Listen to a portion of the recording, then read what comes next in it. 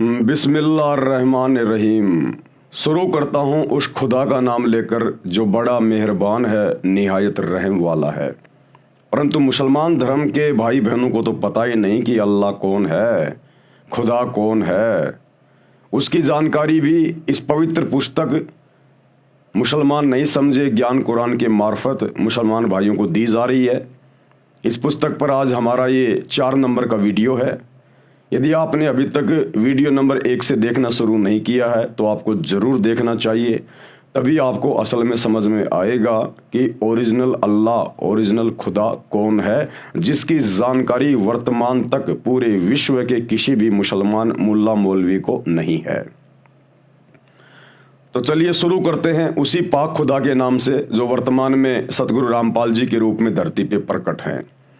परम पिता परमात्मा, सारी सृष्टि के रचनहार, कुल मालिक, असंख्य ब्रह्मांडों के स्वामी, जगत गुरु, तीनों लोकों में प्रवेश करके सबका भरण पोषण करने वाले, राजाधिराज, आत्माधार, नाथों के नाथ, देवों के देव, महादेव, सर्वेश्वर, महेश्वर, मृत्युंजय, अजरो अमर, आदि अनादि, सनातनी प्रभु, जगत पिता जगदीश्वर, श्री श्री 1008 की उपाधि के वास्तविक अधिकारी, अकाल मूर्त, सौद स्वरूपी राम, वासुदेव, सर्वगतम ब्रह्म, परम पूज्य, प्रथम पूज्य, परम संत, परम पुरुष, परम धनी, परम दयालु, सत्य कबीर, हक्का कबीर, अल्लाहु कबीर, अल्लाहु अकबर, बाखबर, अल्लाह ताला, जगत के तारणहार, जगत के मुक्तिदाता, जगत के जगन्नाथ, हारे के सहारे, हिंदुओं के राम, मुसलमानों के अल्लाह, सिखों के वाहिगुरु, ईसाइयों के मसीह, दया के सागर दया निधि, करुणा के सागर करुणा निधि, स्वयंभू परिभू, संकट मोचन, कष्ट हरण, मंगल करण, दुख भंजन, अविगत कबीर,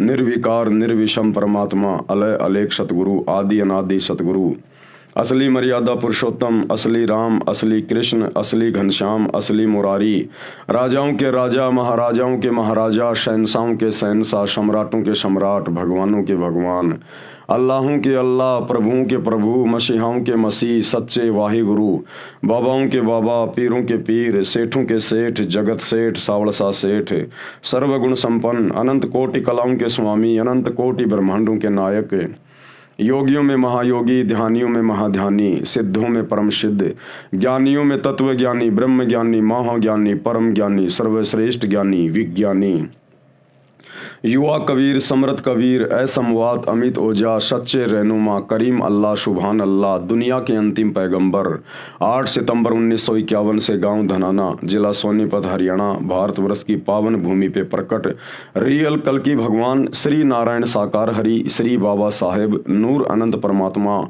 संत श्रोमणी सतगुरु रामपाल जी परमेश्वर जी के चरण कमल में लाइव वीडियो देख रहे आप और हम सभी भाई बहनों का अनंत कोटि दंडोत प्रणाम।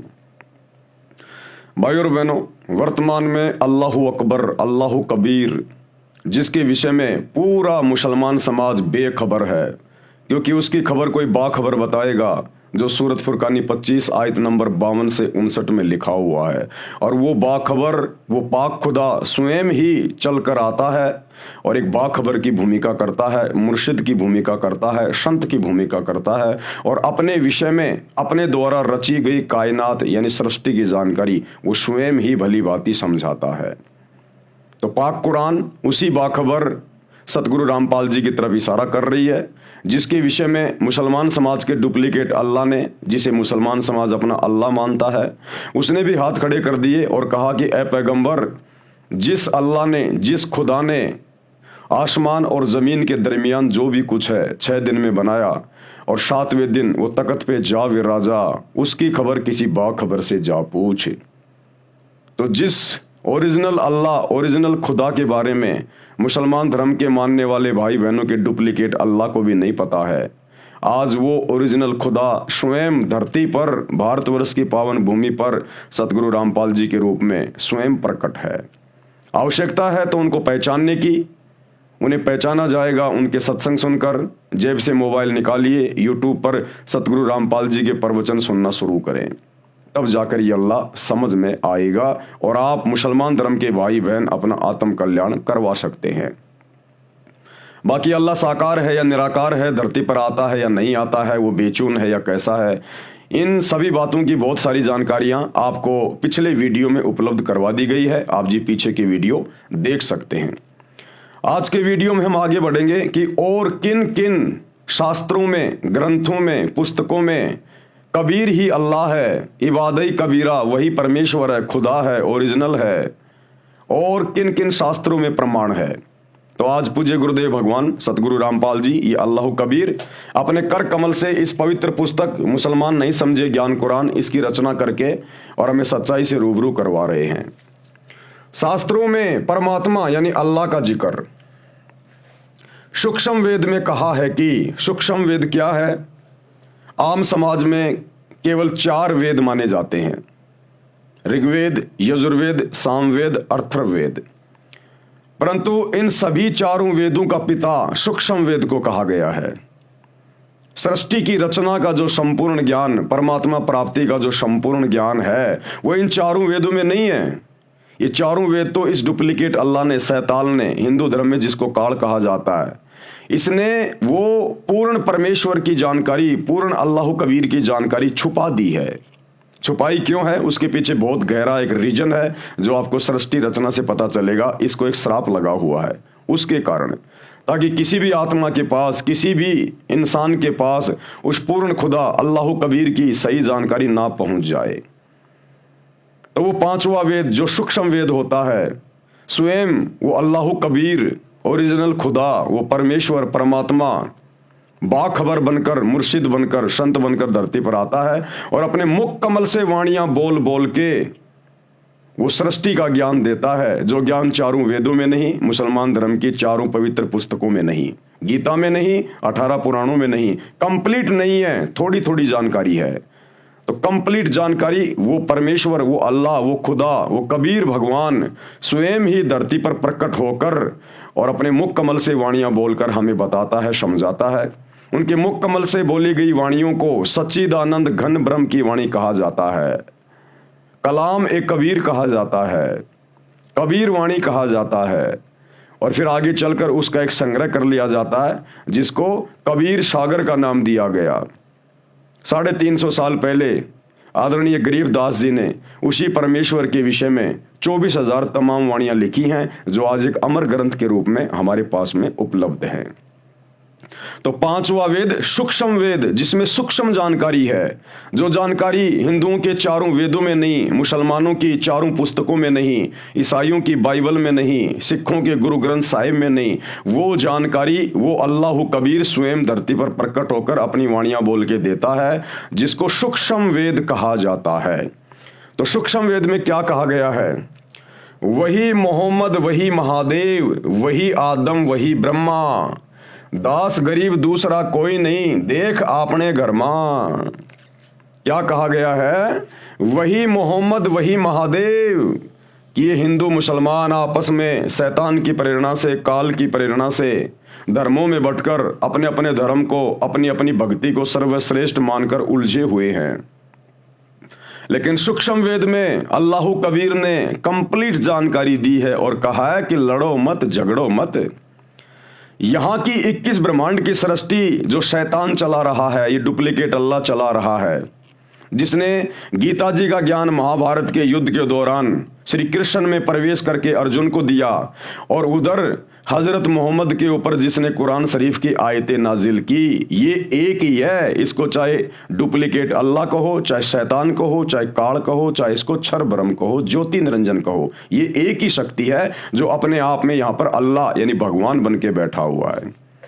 तो सूक्ष्म वेद में कहा है कि वही मोहम्मद, वही महादेव, यानी मुसलमान धर्म में हजरत मोहम्मद जी शंकर जी के अवतार हैं, शंकर जी के गण हैं, उनके शंकर लोक से आई हुई एक आत्मा है। तो शंकर कहिए चाहे हजरत मोहम्मद कहिए, बात एक ही है, ये आत्मा शंकर जी के लोक से आई हुई है। वही मोहम्मद, वही महादेव, और वही आदम, वही ब्रह्मा। और मुसलमान धर्म के लोग जिसे अपना प्रथम पुरुष मानते हैं, बाबा आदम, ये बाबा आदम ब्रह्मा जी के लोक से आई हुई आत्मा है, ये ब्रह्मा जी का गण है, ब्रह्मा जी का गण है। वही मोहम्मद, वही महादेव, वही आदम, वही ब्रह्मा, दास गरीब दूसरा कोई नहीं। आदरणीय गरीबदास जी कह रहे हैं सूक्ष्म वेद में कि दूसरा और कोई नहीं है, देख आपने घर में यानी उस सच्चे मुर्शिद सच्चे सतगुरु की शरण में आ, उससे भक्ति प्राप्त कर और फिर वो तुझे शरीर के कमल खोलने के जो शत भक्ति मंत्र देगा उनका जाप कर, फिर तुझे बिल्कुल स्पष्ट दिखाई देगा, तेरे चैनल खुल जाएंगे, तेरी दिव्य दृष्टि खुल जाएगी, तुझे स्पष्ट दिखाई देगा कि हजरत मोहम्मद जिसे तुम अपना पैगंबर मानते हो ये शंकर जी का गण है, श्री शंकर जी के लोक से आई हुई आत्मा है, और बाबा आदम ब्रह्मा जी का गण है, ब्रह्मा जी के लोक से आई हुई आत्मा है। भावार्थ, मुसलमान धर्म के प्रवर्तक हजरत मोहम्मद जी भगवान शिव के लोक से आए, पुण्यकर्मी आत्मा थे जो परंपरागत साधना ही एक गुफा में बैठकर किया करते थे। जिस समय हजरत मोहम्मद जी को जिब्राइल नाम का फरिश्ता नहीं मिला था, उनके ऊपर किसी प्रकार की कोई आयतें नाजिल नहीं हुई थी, उससे पहले भी हजरत मोहम्मद जी हीरा की गुफा में बैठकर समाधि लगाया करते थे, पद्म आसन लगाकर साधना किया करते थे, शंकर भगवान की साधना किया करते थे, क्योंकि ये शंकर जी के लोक से आए हुए हैं। अब ये शंकर जी कौन है? ये ब्रह्मा विष्णु और शंकर जी ये तीनों शैतान के पुत्र हैं, ये काल के पुत्र हैं। ये आपको सृष्टि रचना से पता चलेगा जब आगे इस पुस्तक में हम पढ़ेंगे। शिव जी का एक गण जो 11 रुद्रों में से एक है, वह मोहम्मद जी से उस गुफा में मिले। उन्हीं की भाषा अरबी भाषा में काल प्रभु अर्थात ब्रह्म का संदेश सुनाया। उसी रुद्र को मुसलमान जिब्राइल फरिश्ता कहते हैं। मुसलमान धर्म के लोग जिस जिब्राइल को फरिश्ता कहते हैं कि हमारे पैगंबर को जिब्राइल आके मिला था, वो जिब्राइल शंकर जी के 11 रुद्रों में से एक था, जिसने शैतान का फरमान सुनाया, इस काल ब्रह्म का उसको फरमान सुनाया, जो नेक फरिश्ता माना जाता है। हजरत आदम, अभी हजरत आदम जी कौन थे? यानी मोहम्मद जी का तो हो गया क्लियर कि वही मोहम्मद, वही महादेव और वही आदम, वही ब्रह्मा। हजरत आदम पुराणों में तथा जैन धर्म के ग्रंथों में प्रसंग आता है जो इस प्रकार है। ऋषभ देव जी राजा नाभिराज के पुत्र थे। नाभिराज जी अयोध्या के राजा थे। ऋषभ देव जी के 100 पुत्र तथा एक पुत्री थी। ये सतयुग की बातें हैं। एक दिन परमेश्वर, कौन परमेश्वर? अल्लाह कबीर, ये कबीर देव, ये कबीर भगवान सृष्टि का एक ही परमात्मा है। मुसलमान उसको अल्लाह कहते हैं, हिंदू अपना भगवान कहते हैं, ईसाई उसे मसीहा कहते हैं, सिख भाई उसे वाहिगुरु कहते हैं। वो सब का परमात्मा एक ही है, एक ही। जैसे एक व्यक्ति की 4 संतान हैं, उसके 4 पुत्र हैं छोटे छोटे, और जब वो पिता शाम को घर वापस आता है मेहनत मजदूरी करके, तो वो बच्चे दरवाजे पे खड़े होकर आपस में कहते हैं कि देखो देखो मेरा पापा आ गया, मेरा पापा आ गया। दूसरा बच्चा कहता नहीं नहीं वो तो मेरा डैडी है, मेरा डैडी है। तीसरा कहता रे नहीं वो तो मेरा फादर है, मेरा फादर। और चौथा बच्चा कहता रे नहीं वो मेरा बाप है, मेरा बाप। अब उन नादान बच्चों को कौन समझाए? उन हिंदू मुस्लिम सिख ईसाइयों को कौन समझाए कि तुम सबका बाप एक ही है, चाहे उसको अल्लाह कहो, चाहे भगवान कहो, चाहे राम कहो, चाहे खुदा कहो, चाहे गॉड कहो। तो कहते हैं कोई कहे हमारा राम बड़ो, हिंदू कहते हैं हमारा राम बड़ा है। कोई कहे हमारा राम बड़ा है, कोई कहे खुदाई रे, मुसलमान कहते हैं हमारा खुदा बड़ा है। और कोई कहे ईसा मसीह बड़ा, ये बांटा रहे लगाई रे। उन नादान बच्चों की तरह अपने बाप को बांट रहे हैं अलग अलग नाम पुकार के, जबकि बाप एक ही है। नाभिराज जी अयोध्या के राजा थे। ऋषभ देव जी के 100 पुत्र तथा एक पुत्री थी। एक दिन परमेश्वर यानी अल्लाह कबीर, यही सतगुरु रामपाल जी भगवान, एक संत रूप में ऋषभ देव जी को मिले, उनको भक्ति करने की प्रेरणा की, ज्ञान सुनाया कि मानव जीवन में यदि शास्त्र विधि अनुसार साधना नहीं की तो मानव जीवन व्यर्थ जाता है। वर्तमान में जो कुछ भी जिस मानव को प्राप्त है वह पूर्व जन्म जन्मांतरों में किए पुण्यों तथा पापों का फल है। आप राजा बने हो, ये आपका पूर्व जन्म का शुभ कर्म फल है। यदि वर्तमान में भक्ति नहीं करोगे तो आप भक्ति शक्तिहीन तथा पुण्यहीन होकर नरक में गिरोगे तथा फिर अन्य प्राणियों के शरीरों में कष्ट उठाओगे। जैसे वर्तमान में इन्वर्टर की बैटरी चार्ज कर रखी है और चार्जर निकाल रखा है, फिर भी वह बैटरी कार्य कर रही है। इन्वर्टर से पंखा भी चल रहा है, बल्ब ट्यूब भी जग रहे हैं। यदि चार्जर को फिर से लगाकर चार्ज नहीं किया गया, यानी फिर से मनुष्य जन्म में भक्ति शुरू नहीं की गई, तो कुछ समय उपरांत इन्वर्टर सारा कार्य छोड़ देगा। न पंखा चलेगा, न बल्ब, न ट्यूब जगेगी। इसी प्रकार मानव शरीर एक इन्वर्टर है, शास्त्र अनुकूल भक्ति चार्जर है। परमात्मा की शक्ति से मानव फिर से चार्ज हो जाता है, अर्थात भक्ति की शक्ति का धनी तथा पुण्यवान हो जाता है। यानी कबीर परमेश्वर जी ने ऋषभ देव जी को जाकर बताया, समझाया कि हे राजन, क्योंकि वो परमात्मा की पिछले जन्म जन्मांतरों की अच्छी आत्मा थी, और ऐसी आत्माओं को ये कबीर परमात्मा मुर्शिद रूप में, संत रूप में, जिंदा बाबा के रूप में, संत रूप में मिलता ही रहता है। तो कबीर परमेश्वर जी ने कहा कि हे राजन, आप वर्तमान में राजा हैं, लेकिन वर्तमान में आप शास्त्रों के अनुसार सत भक्ति नहीं कर रहे हैं। जैसे वर्तमान में पूरा मुसलमान समाज भ्रमित है, शास्त्रों के अनुसार भक्ति नहीं कर रहा। पूरा हिंदू समाज भ्रमित है, ईसाई समाज भ्रमित है, जैन समाज भ्रमित है कि आप शास्त्रों के अनुसार सत भक्ति नहीं कर रहे। और वर्तमान में आप जो राजा बन के बैठे हो ना, ये तो आपके पिछले मनुष्य जन्म की भक्ति का प्रतिफल है। और वर्तमान में यदि आपने भक्ति रूपी चार्जर नहीं लगाया, सत भक्ति सच्चे सतगुरु की शरण में आकर शुरू नहीं की, तो अगले जन्म में नरक में जाओगे। 84 लाख योनियों में शैतान के द्वारा, इस काल के द्वारा भेज दिए जाओगे। ये ज्ञान उस ऋषि रूप में प्रकट परमात्मा के श्री मुख कमल से सुनकर ऋषभ देव जी ने भक्ति करने का पक्का मन बना लिया। ऋषभ देव जी ने ऋषि जी का नाम जानना चाहा, तो ऋषि जी ने अपना नाम कबीर देव बताया। कबीर वेदों में परमेश्वर को कहा जाता है कबीर देव, हम कह देते हैं कबीर भगवान, कबीर साहिब, अल्लाह कबीर। और ये भी कहा कि मैं स्वयं पूर्ण परमात्मा हूं। चारों वेदों में जो कबीर देव लिखा है वह मैं हूं, मेरा यही नाम है, मैं ही परम अक्षर ब्रह्म हूं, यानी सबसे ऊपर वाला भगवान हूं। सूक्ष्म वेद में लिखा है ऋषभ देव के आइया कबीर नामे करतार, यानी वो कबीर देव, वो कबीर भगवान अल्लाह कबीर ऋषभ देव के पास भी गए थे और 9 योगेश्वर को समझाया, जनक विदे उद्धार। और त्रेता युग में 9 योगेश्वरों को भी परमेश्वर ने ज्ञान दिया, और श्री रामचंद्र जी के ससुर यानी श्री जनक जी जो सीता जी के मुंह बोले पिता थे, उनको भी परमेश्वर मिले और ज्ञान समझाया। भावार्थ, ऋषभ देव जी को कबीर नाम से परमात्मा मिले, उनको भक्ति की प्रेरणा की। उसी परमात्मा ने 9 योगेश्वरों तथा राजा जनक को समझाकर उनके उद्धार के लिए भक्ति करने की प्रेरणा की।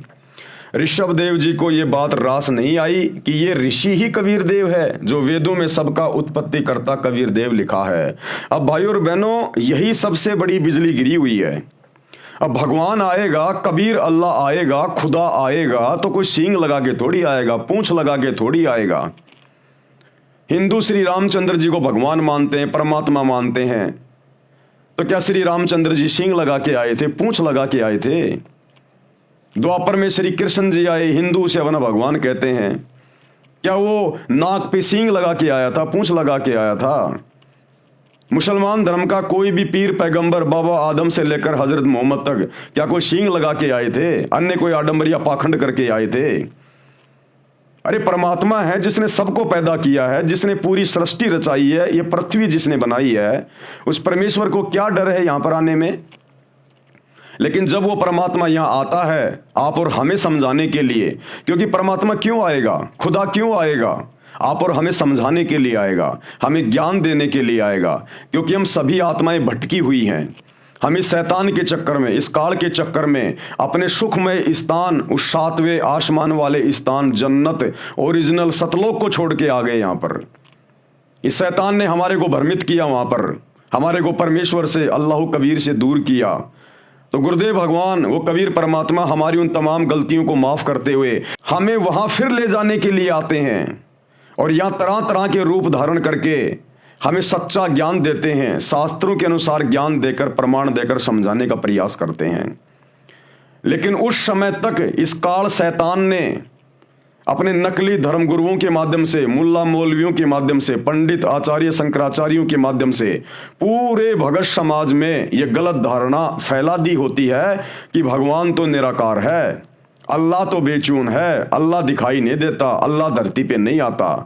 तो जब वो ओरिजिनल अल्लाह, वो कबीर परमात्मा संत रूप में, मुर्शिद रूप में धरती पे आता है और अपना सच्चा ज्ञान देता है, तो जल्दी से आत्माएं स्वीकार नहीं कर पाती हैं, क्योंकि पुराना रंग, वो अज्ञान का, धर्म के ठेकेदारों के द्वारा जो चढ़ाया हुआ होता है, वो जल्दी से उतर नहीं पाता।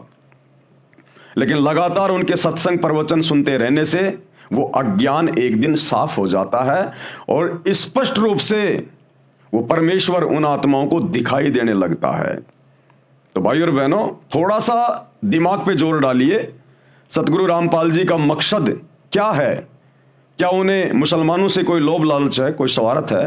क्या अन्य धर्म के लोगों से कोई लोभ लालच है? जो इतनी मोटी मोटी 500-500 पेज की पुस्तकें लिख रहे हैं, 30 साल से दिन रात सत्संग कर रहे हैं, क्या स्वार्थ है उनका?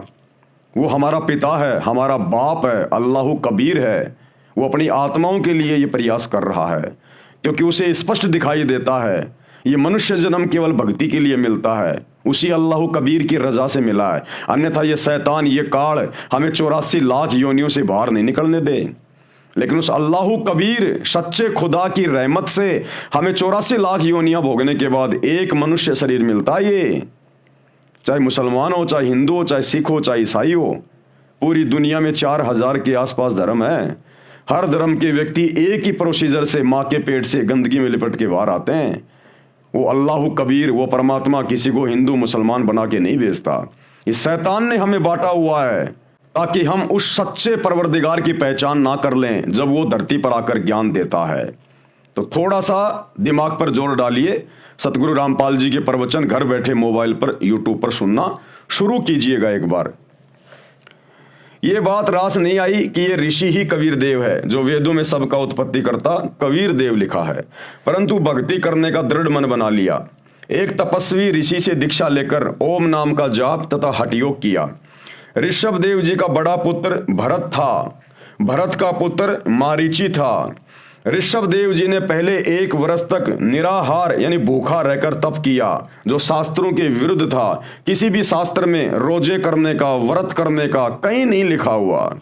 ये केवल मनमाना आचरण है, मनमाना आचरण। फिर 1000 वर्ष तक घोर तप किया। ये तप करना भी किसी भी धर्म की पवित्र पुस्तकों में नहीं लिखा हुआ है, नकली धर्म गुरुओं के द्वारा काल प्रेरणा से, शैतान की प्रेरणा से।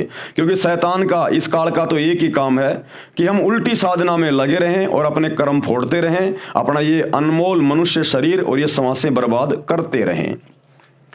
तपस्या समाप्त करके अपने पुत्र अर्थात भरत के पुत्र मारीची को प्रथम धर्म उपदेशना यानी दीक्षा दी। ये मारीची वाली आत्मा 24वें तीर्थ कर महावीर जैन जी हुए थे। ऋषभ देव जी ने जैन धर्म नहीं चलाया, ये तो श्री महावीर जैन जी से चला है। वैसे श्री महावीर जी ने भी किसी धर्म की स्थापना नहीं की थी, केवल अपने अनुभव को अपने अनुयायियों को बताया था।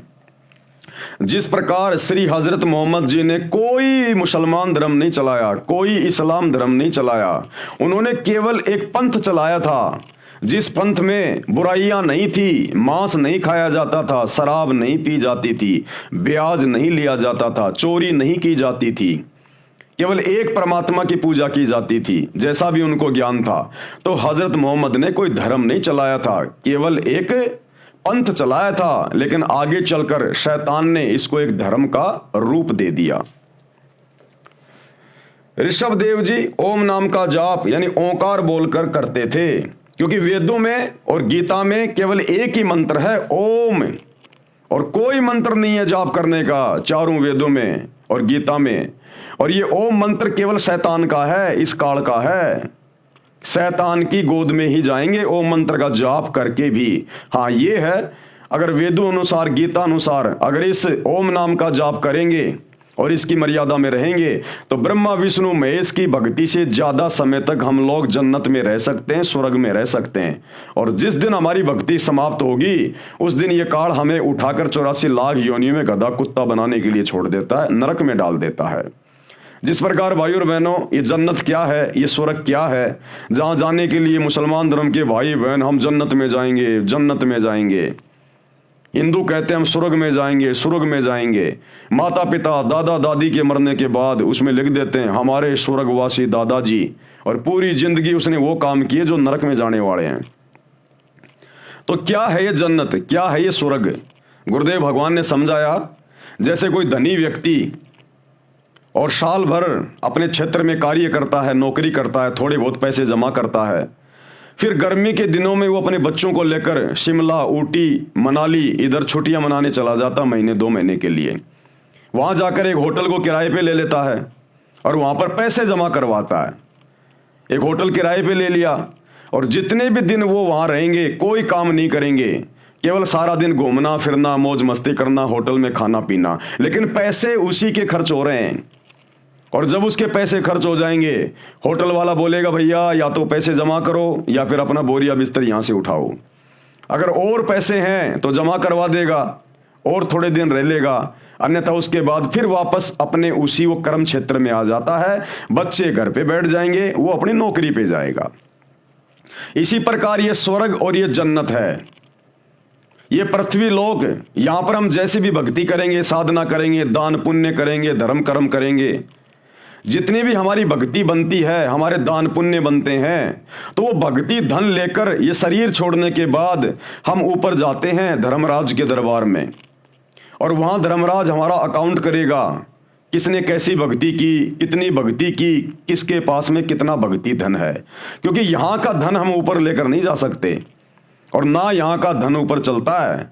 जब पाकिस्तान का पैसा हिंदुस्तान में नहीं चलता, हिंदुस्तान का पैसा अमेरिका में नहीं चलता, तो यहां का पैसा वहां ऊपर कैसे चलेगा? वहां तो भक्ति धन चलेगा।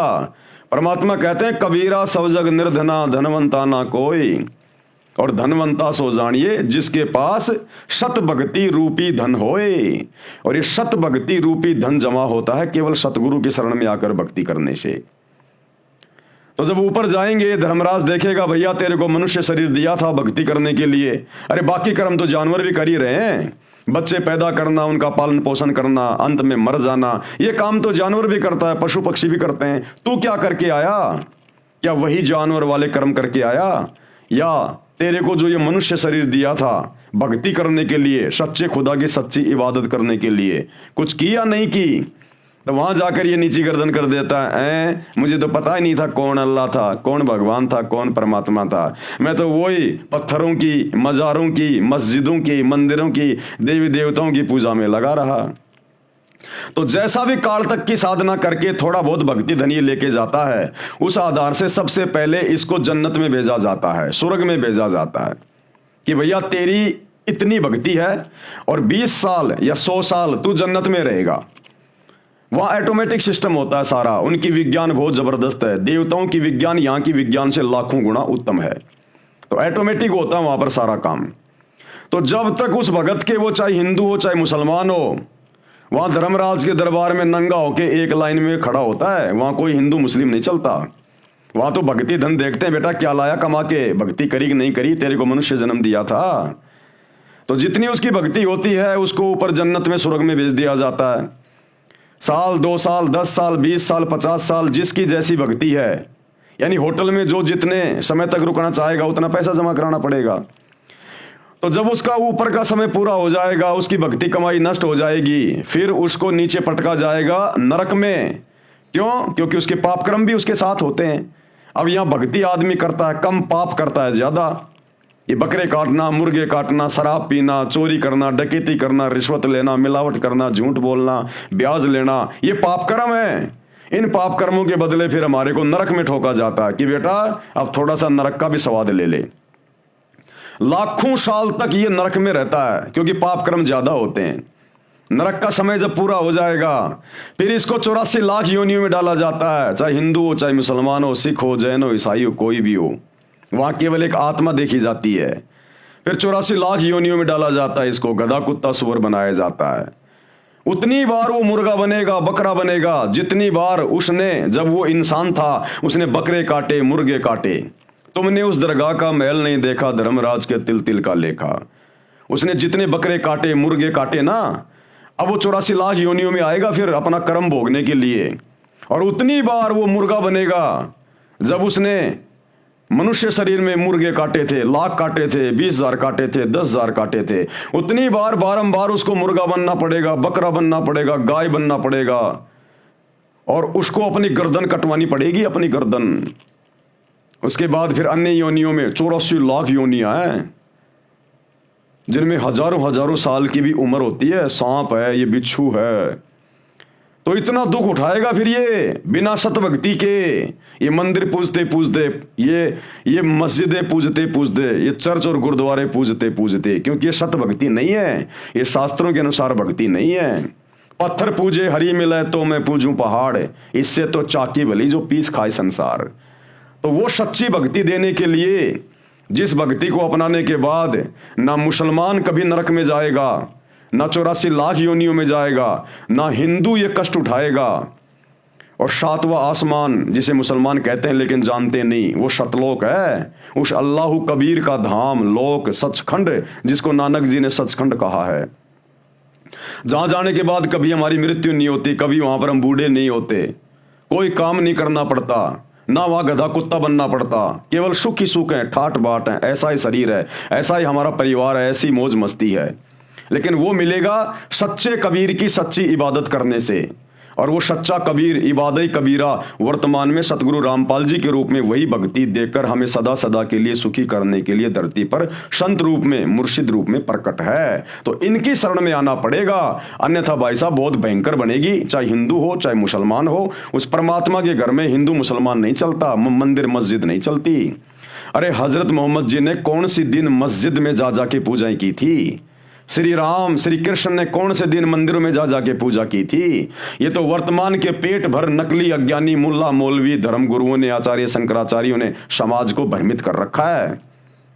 तो भाई और बहनों, शास्त्रों के अनुसार भक्ति करोगे तब हमारे को सदगति मिलेगी, आत्मा का कल्याण होगा, वो चाहे हिंदू की हो चाहे मुसलमान की हो। और वो सत भक्ति वर्तमान में केवल अल्लाह कबीर सतगुरु रामपाल जी के पास है।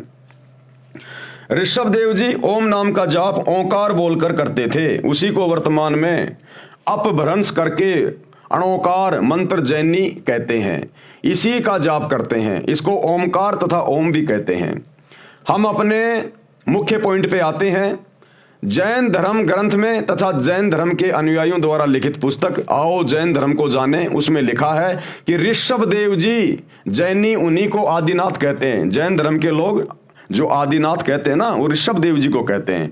तो वो ऋषभ देव जी वाली आत्मा कौन थी? वो ऋषभ देव की आत्मा ही बाबा आदम की आत्मा थी। वो उससे पहले बाबा आदम के शरीर में था वो ऋषभ देव। जैन धर्म ग्रंथ में तथा जैन धर्म के अनुयायियों द्वारा लिखित पुस्तक आओ जैन धर्म को जाने, उसमें लिखा है कि ऋषभ देव जी वाला जीव ही, यानी वही आत्मा बाबा आदम रूप में जन्मा था। वही आत्मा बाबा आदम के रूप में जन्मी थी। मुसलमान धर्म के लोग जिसे अपना प्रथम पुरुष कहते हैं बाबा आदम, वो ऋषभ देव वाली ही आत्मा थी। अब उसी सूक्ष्म वेद की वाणी का सरलार्थ करता हूं। वही मोहम्मद, वही महादेव, चाहे हजरत मोहम्मद कहिए चाहे शंकर जी कहिए, दोनों एक ही हैं। शंकर जी के ही गण थे हजरत मोहम्मद। और वही आदम, वही ब्रह्मा, और बाबा आदम ये ब्रह्मा जी के लोक से आई हुई उनकी आत्मा थी। और दास गरीब दूसरा कोई नहीं, देख आपने घर मां, यानी सच्चे सतगुरु, सच्चे मुर्शिद अल्लाह कबीर सतगुरु रामपाल जी से भक्ति ले लो, उपदेश ले लो, उनके द्वारा बताए गए शत भक्ति मंत्रों का जाप करो, तुम्हें अंदर ही अंदर दिखाई देगा जैसे टीवी चैनल में दिखाई देता है। यानी मैच कहीं पे हो रहा है, लाइव प्रोग्राम कहीं चल रहा है, और हम अपने घर बैठे मोबाइल में देख रहे हैं। इसी प्रकार जब आप सतगुरु रामपाल जी से भक्ति लोगे तो आपकी सिद्धियां ऑन हो जाएंगी। आप लोगों को अपने शरीर में दिखाई देने लगेगा सारा सब कुछ, कौन किसकी आत्मा है, कहां से आया कहां से गया है। बाबा आदम जी श्री ब्रह्मा जी देवता के लोक से आए थे, क्योंकि मानव जन्म में की गई साधना के अनुसार, प्राणी भक्ति अनुसार ऊपर तीनों देवताओं श्री ब्रह्मा जी, श्री विष्णु जी तथा श्री शिव जी के लोकों में बारी बारी जाता है।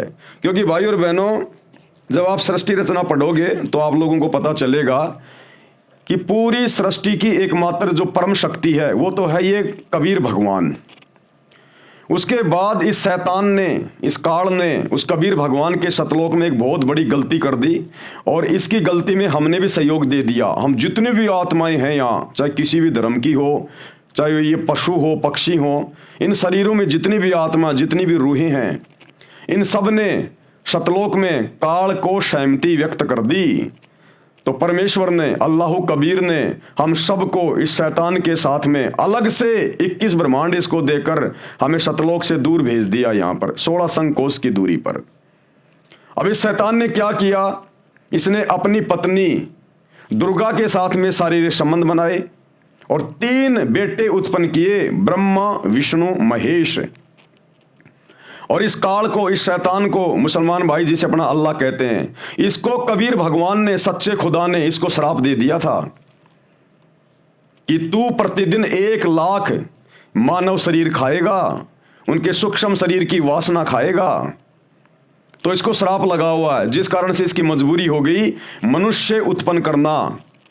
तो इसने 3 पुत्र पैदा किए दुर्गा जी के साथ मिलकर, ब्रह्मा, विष्णु, महेश।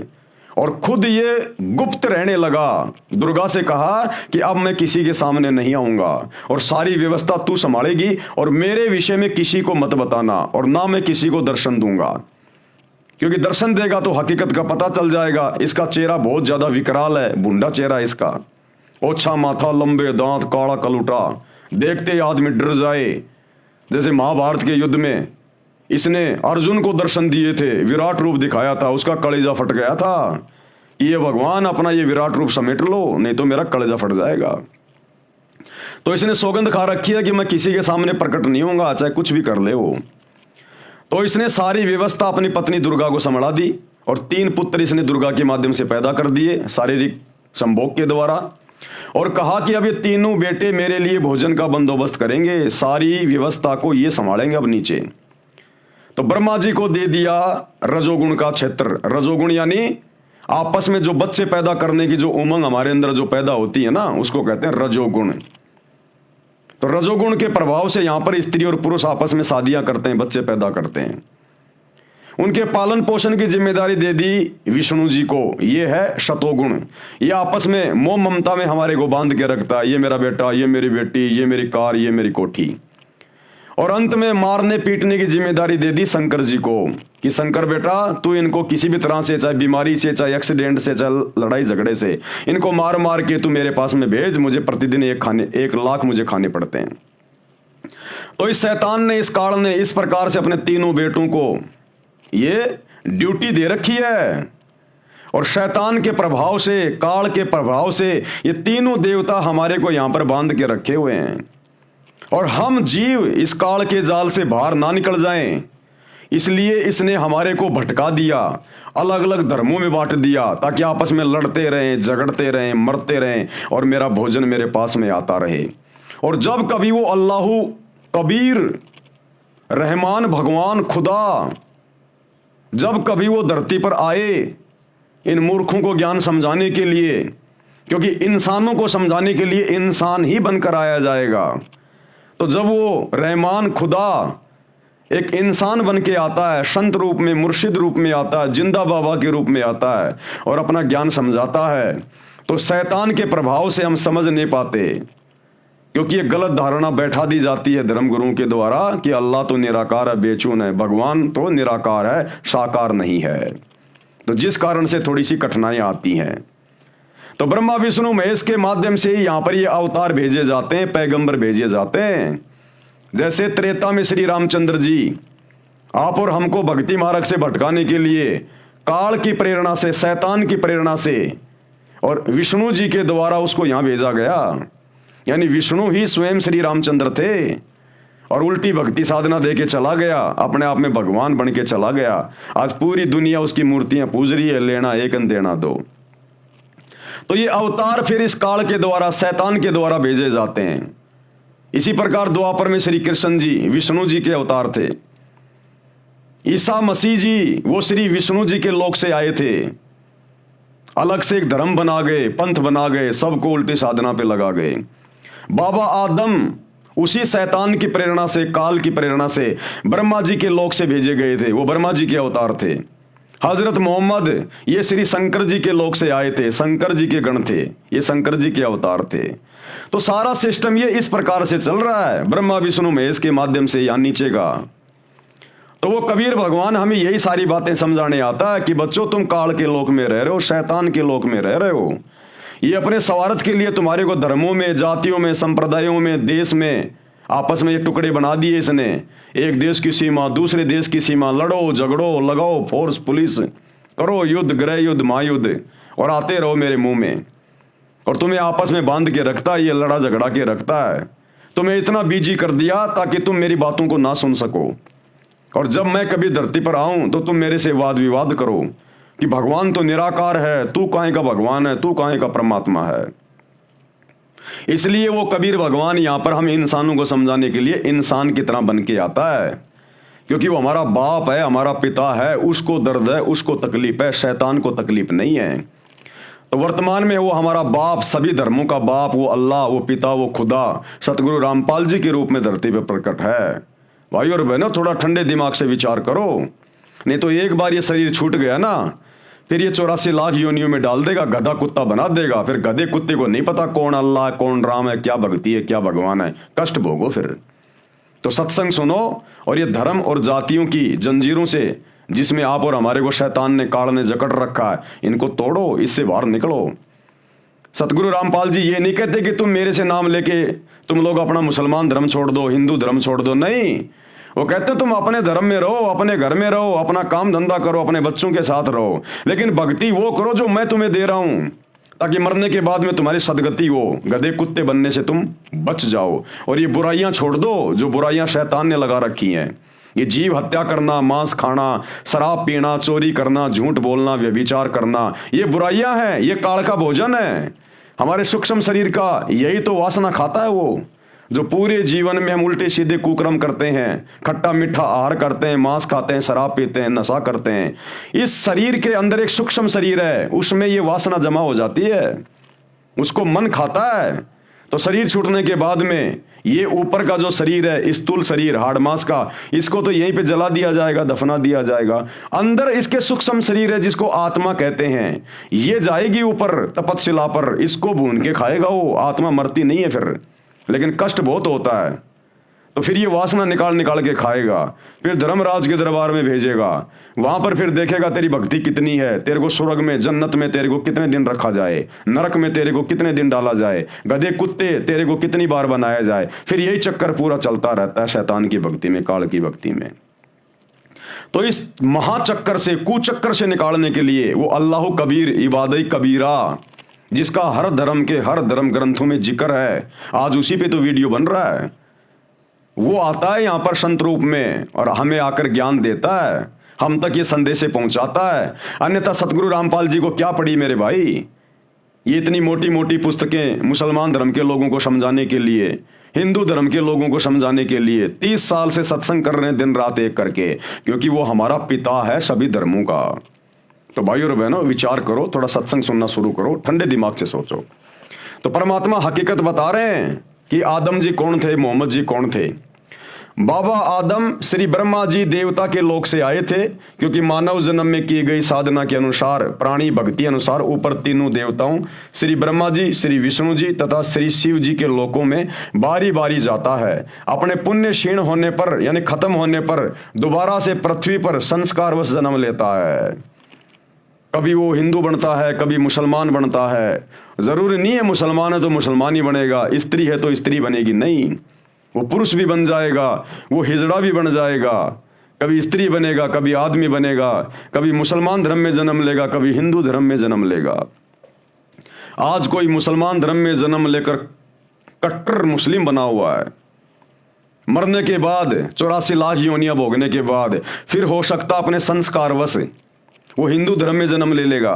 अब पहले तो मुसलमान धर्म में था, मुस्लिम था, कट्टर था, अब हिंदू धर्म में जन्म लेके जय श्री राम का झंडा उठा के घूम रहा है। तो ये काल हमारे को इस प्रकार से भ्रमित रखता है। अपने पुण्य यानी भक्ति नष्ट होने पर दोबारा से पृथ्वी पर संस्कारवश जन्म लेता है। संत गरीबदास जी गांव छुडानी, जिला झज्जर, हरियाणा प्रांत वाले को स्वयं ही वही परमात्मा मिले थे, वही कबीर देव, वही कबीर भगवान मिले थे जो ऋषभ देव जी को मिले थे। संत गरीबदास जी ने परमेश्वर के साथ ऊपर जाकर, यानी गरीबदास जी की आत्मा को निकालकर कबीर परमात्मा 350 साल पहले अपने सतलोक में लेकर गए थे। उन्हें सतलोक दिखाने के लिए गए थे, ताकि वो आत्मा फिर नीचे आकर जो उसने परमात्मा के साथ जाकर ऊपर देखा, उसका लोक देखा, वो सतलोक, वो सचखंड, सातवां आसमान, वो कितना सुंदर है। वहां पर कभी मृत्यु नहीं होती। ऐसा ही हमारा परिवार है, आज भी है। हमारे पर्सनल विमान खड़े हैं वहां पर, हमारे महल हैं बड़े बड़े, हमारा नूरी शरीर है, कोई काम धंधा नहीं करना पड़ता। तो गरीबदास जी की आत्मा को उनके शरीर से निकालकर कबीर भगवान आप और हमें विश्वास दिलाने के लिए, उनको अपना गवाह बनाने के लिए कि मैं जो धरती पर आकर बता रहा हूं वही सत्य है, तो गरीबदास जी को सब कुछ दिखाया, सारे ब्रह्मांड दिखाए। श्री ब्रह्मा जी का लोक दिखाया, श्री विष्णु जी का लोक दिखाया, शंकर जी का लोक दिखाया, दुर्गा जी का लोक दिखाया, शैतान का लोक दिखाया जहां पर ये बैठा हुआ जीवों को भून भून के खाता है। और फिर सतलोक लेकर गए, पूरा सतलोक दिखाया, और उसके बाद उनकी आत्मा को वापस छोड़ा। फिर आदरणीय गरीबदास जी ने 300 साल पहले विश्व की सभी भाषाओं से सम्मिलित सदग्रंथ साहिब की रचना की, जिसको अमर ग्रंथ कहते हैं, जो दुनिया का सबसे बड़ा ग्रंथ है, जिसमें 24,000 वाणियां हैं। गरीबदास जी अनपढ़ थे, वो कभी स्कूल नहीं गए, उनको अक्षर ज्ञान नहीं था, फिर भी उन्होंने पूरे विश्व की भाषाओं के शब्दों का अपने सदग्रंथ में समावेश किया है। अरबी, उर्दू, फारसी, चाइनीज, हर भाषा का, क्योंकि वो परमात्मा से परिचित हो गए थे, उनकी दिव्य दृष्टि खुल गई थी, और उन्होंने खुली आंखों से सब कुछ लिखवाया उस ग्रंथ में, जिसको सूक्ष्म वेद कहते हैं। संत गरीबदास जी ने परमेश्वर के साथ ऊपर जाकर अपनी आंखों से सर्व व्यवस्था को देखा था। फिर बताया है कि आदम जी ब्रह्मा जी के लोक से आए थे, आदम जी ब्रह्मा जी के लोक से आए थे, ब्रह्मा के अवतार थे। मोहम्मद जी तमगुण शिव जी के अवतार थे। प्रिय पाठ को, अवतार 2 प्रकार के होते हैं। नंबर 1, स्वयं वह प्रभु अवतार लेता है, जैसे श्री राम, श्री कृष्ण आदि के रूप में स्वयं श्री विष्णु जी अवतार धार कर आए थे। परंतु कपिल ऋषि जी, परशुराम जी को भी विष्णु जी के अवतारों में गिना जाता है। ये स्वयं श्री विष्णु जी नहीं थे, विष्णु लोक से आए देव आत्मा थे। उनके पास कुछ शक्ति विष्णु जी की थी, क्योंकि वे उन्हीं के द्वारा भेजे गए थे। इसी प्रकार हजरत मोहम्मद जी श्री शिव जी के लोक से आए देव आत्मा यानी अवतार थे। हजरत मोहम्मद खुद श्री शिव जी नहीं था, शिव जी के लोक से भेजी गई एक अच्छी आत्मा थी। तथा बाबा आदम जी श्री ब्रह्मा जी के लोक से आए देव आत्मा यानी अवतार थे। इसी प्रकार ईसा मसीह जी श्री विष्णु जी के लोक से आए देव आत्मा यानी अवतार थे।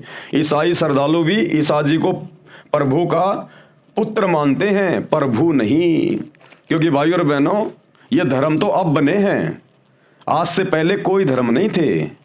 द्वापर में कोई धर्म नहीं था, त्रेता युग में कोई हिंदू, मुसलमान, सिख, ईसाई, जैनी नहीं था, सतयुग में कोई धर्म नहीं था। हम सब एक ही थे, इंसान थे, आज भी इंसान ही हैं। भगवान किसी को मुसलमान बना के नहीं भेजता, ठप्पा मार के नहीं भेजता।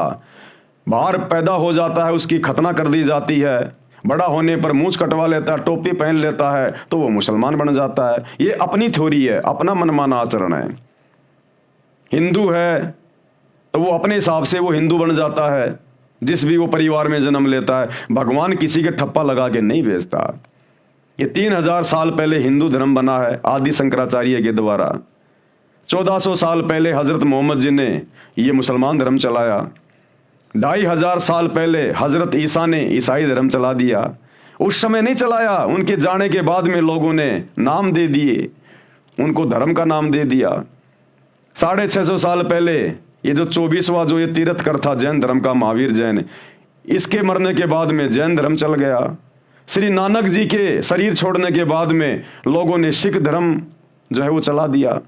तो ये तो अभी 2500-3000 साल के अंदर अंदर सारे धर्म चले हैं। इससे पहले कहाँ थे ये धर्म? तो हम सब इंसान हैं, हमारा एक ही धर्म है, मानव धर्म। हम सब इंसान हैं, मानव हैं।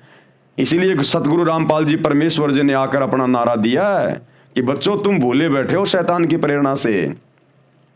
जीव हमारी जाति है, यानी हम केवल जीव हैं, जीव। दो कोटि के प्राणी हैं सभी, चाहे कोई राष्ट्रपति है, चाहे प्रधानमंत्री है, चाहे किसी भी देश का है, चाहे किसी भी धर्म का है, केवल दो कोटि का जीव है, सबका मिट्टी का शरीर है। ये आग में जल के मर जाए, पानी में गिर के मर जाए, एक्सीडेंट में ये मर जाए, भूकंप में ये मर जाए, हारी बीमारी में ये मर जाए, लड़ाई झगड़े में ये मर जाए। तो गुरुदेव कह रहे हैं तुम केवल जीव हो, तुम्हारी कोई औकात नहीं है, चाहे तुम कुछ भी हो। जिस दिन वो समय आ गया उस दिन तुम्हें जाना पड़ेगा। तो कहते हैं जीव हमारी जाति है, यानी अपनी औकात में रह के और सच्चे खुदा की सच्ची इबादत करो, सच्चे संत की शरण में आके, नहीं तो जीव की दुर्गति होती रहेगी यहां पर शैतान के द्वारा। तो कहते हैं जीव हमारी जाति है और मानव धर्म हमारा, जिसमें मानवता है, इंसानियत है, सच्चाई है, जिसमें दया है, वो वास्तव में सबसे बड़ा धर्म है। हिंदू, मुस्लिम, सिख, ईसाई ये कोई धर्म नहीं है। जिसमें मानवता है, इंसानियत है, दया भाव है, नेक इंसान है, वो धार्मिक व्यक्ति है। तो कहते हैं जीव हमारी जाति है, मानव धर्म हमारा। ये हिंदू, मुस्लिम, सिख, ईसाई धर्म नहीं कोई न्यारा, ये तो शैतान की प्रेरणा से चलाए हुए हैं, जिनमें तुम फंस के रह गए। इसी प्रकार ईसा मसीह जी श्री विष्णु जी के लोक से आए देव आत्मा यानी अवतार थे। ईसाई श्रद्धालु भी ईसा जी को प्रभु का पुत्र मानते हैं, प्रभु नहीं। क्या कहते हैं ईसाई धर्म के लोग? ईसा मसीह जी प्रभु के पुत्र थे, प्रभु के पुत्र, परमेश्वर के पुत्र। अरे तो परमेश्वर कौन है फिर? ईसा मसीह उसका पुत्र है, तो परमेश्वर कौन है जिसको तुम परमेश्वर कहते हो? वो शैतान है, शैतान। क्योंकि ब्रह्मा, विष्णु, महेश ये तीनों देवता शैतान के यानी उस काल के बेटे हैं जो दुर्गा जी से उसने पैदा किए। और ईसा मसीह जी कौन थे? ये विष्णु जी के लोक से आई हुई आत्मा थी, ये विष्णु जी के लोक से आई हुई आत्मा थी। तो किसने भेजा उसको? विष्णु ने भेजा। तो जिसको पूरा ईसाई समाज अपना परमेश्वर कहता है ना, परमेश्वर, वो परमेश्वर ये शैतान है, ये काल है, 21 ब्रह्मांड का राजा, जो परमात्मा के सच्चे लोक से दूर आके यहां पर मर गया और हमें भी इसने मार दिया। इसी प्रकार मुसलमान धर्म में जिसको अल्लाह कहा जाता है कि वो हजरत मोहम्मद को मिले, यानी जिब्राइल फरिश्ते के माध्यम से उसने अपना ज्ञान दिया, कुरान शरीफ का ज्ञान दिया। तो मुसलमान समाज वर्तमान में जिसको अपना अल्लाह कह रहा है वो वही शैतान है, वही काल है वो। तो भाई और बहनों, इस भ्रमणा से बाहर निकलो, सतगुरु रामपाल जी के सत्संग सुनो। उन्होंने हर धर्म की हर पुस्तकों के ऊपर सत्संग कर रखे हैं। जो सच्चाई, जो वास्तविक ज्ञान है, आपने पहले के 3 वीडियो भी देखे होंगे, इतना स्पष्ट ज्ञान सतगुरु रामपाल जी ने दिया है। मुसलमान धर्म की आयतों से रेफरेंस दे दे के, और आगे भी आपको बहुत सारे प्रमाण दिखाए जाएंगे। तो हम इंसान हैं, हम जीव हैं, और हमने भक्ति करके यहां से पीछा छुड़वाना है, नहीं तो ये शैतान इसी प्रकार से हमारी दुर्गति रखेगा। ईसाई श्रद्धालु भी ईसा जी को प्रभु का पुत्र मानते हैं, प्रभु नहीं। संत गरीबदास जी ने कहा है कि यदि आप जी को मेरी बात पर विश्वास नहीं होता तो मेरे द्वारा बताई शास्त्र विधि अनुसार भक्ति साधना करके अपने घर में अर्थात अपने मानव शरीर में अपनी आंखों से देख लो। ठीक इसी प्रकार सतगुरु रामपाल जी कह रहे हैं कि भैया अगर तुम्हें विश्वास नहीं है तो एक बार मेरे सत्संग सुन के, इस ज्ञान को समझ के और मेरे से उपदेश लेके जो मैं तुम्हें भक्ति बता रहा हूं वो भक्ति करके देख लो भाई। इतनी आसान भक्ति, इतनी सरल भक्ति, ना तुमने रोजे रख के भूखा मरना, ना तुमने कोई व्रत करके भूखा मरना, ना तुमने कोई बकरा काटना, ना मुर्गा काटना, कुछ नहीं करना, ना तुमने मस्जिदों में धक्का खाना, ना तुमने मंदिरों में धक्के खाने, ना कहीं पहाड़ों पे, तीर्थों पे, बरसाना में, गोवर्धन में, जगन्नाथ में तुम्हें कहीं धक्के नहीं खाने, कहीं किसी मजार के ऊपर धक्के नहीं खाने। सीधी सी भक्ति है, सीधा सा एक मंत्र है, एक कलमा है। मर्यादा में रह के, बुराइयों को छोड़ के उस मंत्र का जाप करो, तुम्हें स्पष्ट दिखाई देगा, स्पष्ट, जैसे रात में तारे स्पष्ट दिखाई देते हैं कि हम किस भयंकर जाल में, शैतान के जाल में फंसे हुए हैं। जिसको हम अल्लाह मान के पूज रहे थे, भगवान मान के पूज रहे थे। नुकसान क्या है भाई?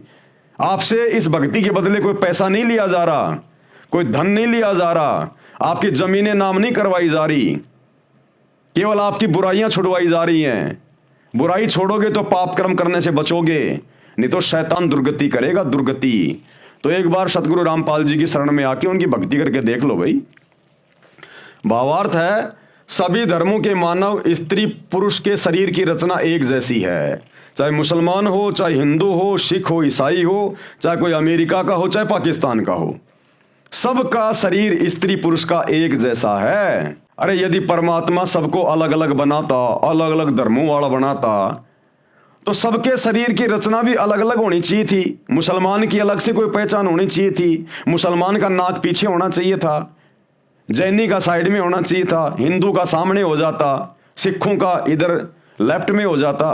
कोई तो अलग पहचान होती। अगर भगवान ने अगर इंसान को बनाते समय यदि उसको अलग अलग धर्मों में बांटना था तो, लेकिन भगवान ने कोई किसी प्रकार की असमानता नहीं करी। सबको इंसान बना के भेजा, मनुष्य बना के भेजा, नंगा भेजा, किसी के साथ कोई भेदभाव नहीं किया। तो गरीबदास जी कह रहे हैं कि जितने भी स्त्री या पुरुष हैं पूरे विश्व के, उन सबके शरीर की रचना एक जैसी है। सबके शरीर के अंदर परमात्मा ने एक जैसा मटेरियल, सब कुछ एक जैसा बनाया है। किसी के 4 गुर्दे नहीं लगाए भगवान ने, दिल किसी के 3 नहीं लगाए, सबको समान रूप से बनाया है। तो कहने का मतलब है इन सब बातों से हमने विचार करना चाहिए। और आगे क्या कह रहे हैं, सभी धर्मों के मानव स्त्री और पुरुष के शरीर की रचना एक जैसी है। तत्व ज्ञान नहीं होने के कारण हम धर्मों में बट गए। संत गरीबदास जी ने बताया है कि मानव शरीर में रीढ़ की हड्डी अर्थात बैकबोन यानी स्पाइन के अंदर की ओर निचले सिरे से लेकर कंठ तक, यानी यहां से लेकर कंठ तक 5 ये कमल चक्कर हैं। ये 5 ये कमल चक्कर हैं रीढ़ की हड्डी के अंदर की साइड में, हर स्त्री और ये पुरुष के अंदर। कृपया देखें ये चित्र है यहां पर। अब इसका वर्णन किया गया है आगे। मूल चक्कर, ये चक्कर रीढ़ की हड्डी के अंत से 1 इंच ऊपर गुदा के पास है। इसका देवता श्री गणेश है, यानी हिंदू मुस्लिम सिख ईसाई सबके अंदर श्री गणेश जी का वास है मूल चक्कर में। इस कमल की 4 पंखुड़ियां हैं। कितनी पंखुड़ियां हैं? 4 पंखुड़ियां। ये है मूल कमल, ये गणेश का वासा है यहां पर, ये सबके अंदर है। सेम इसी प्रकार से इस पर गणेश जी का आधिपत्य है। नंबर 2 संवाद चक्कर, यह मूल चक्कर से 2 इंच ऊपर रीढ़ की हड्डी के अंदर की ओर चिपका है। इसके देवता श्री ब्रह्मा जी तथा उनकी पत्नी सावित्री जी है। इस कमल की 6 पंखुड़ियां हैं। कौन सा कमल? ये वाला संवाद चक्कर कमल, जहां पर श्री ब्रह्मा जी और उसकी पत्नी सावित्री का वास है। हर एक स्त्री और पुरुष के रीढ़ की हड्डी के अंदर की साइड में सूक्ष्म रूप में है। कहीं आप लोग जो है काट काट के देखने लग जाओ, ऐसे नहीं दिखाई देंगे। सूक्ष्म है ये, जैसे मोबाइल का जो रेडिएशन होता है वो सूक्ष्म होता है। वो तरंगे जो टावर से आ रही है मोबाइल में वो दिखाई नहीं देती, सूक्ष्म होती है। इसी प्रकार हमारे रीढ़ की हड्डी में इन 5 इन प्रधान देवी देवताओं के स्थान हैं, जो इस बॉडी को, इस शरीर को जो हैंडल करते हैं। उसके बाद में तीसरा है नाभि कमल चक्कर। यह नाभि के सामने उसी रीढ़ की हड्डी के साथ चिपका है। इसके देवता श्री विष्णु जी तथा उनकी पत्नी लक्ष्मी जी हैं। इस कमल की 8 पंखुड़ियां हैं। यह है नाभि कमल। यहां पर हमारी जो नाभि है, जो ये सुंडी है, यहां पर अंदर की साइड में रीढ़ की हड्डी के साथ में चिपका हुआ यह कमल, जहां पर श्री विष्णु जी और उसकी पत्नी लक्ष्मी जी का निवास है। नंबर 4 हृदय कमल। ये कमल सीने में बने दोनों स्तनों के मध्य में रीढ़ की हड्डी के साथ चिपका है। इसके देवता श्री शिव जी तथा उनकी पत्नी पार्वती जी हैं। इस कमल की 12 पंखुड़ियां हैं। ये है हृदय कमल, जहां पर श्री शंकर जी और पार्वती जी निवास करती हैं हर एक स्त्री और पुरुष के शरीर में, चाहे हिंदू हो चाहे मुसलमान हो। कंठ कमल 5वां कमल है कंठ कमल। ये कमल छाती की हड्डियों के ऊपर, जहां से गला शुरू होता है, उसके पीछे रीढ़ की हड्डी के साथ अंत में है। इसकी प्रधान श्री देवी अर्थात दुर्गा जी हैं। इस कमल की 16 पंखुड़ियां हैं। शेष कमल चक्कर ऊपर है। नंबर 6 संगम कमल। संगम कमल या छठा कमल, यह कमल सुषुम्ना के ऊपर वाले द्वार पर है। इसकी 3 पंखुड़ियां हैं। इसमें सरस्वती रूप में देवी दुर्गा जी निवास करती है। काल की पत्नी, शैतान की पत्नी, ये दुर्गा जो नवरात्रे मनाते हैं हिंदू भाई बहन, वो दुर्गा अष्टंगी शेरा वाली माता, ये शैतान की पत्नी है, काल की पत्नी। ये संगम कमल में निवास करती है सरस्वती देवी के रूप में।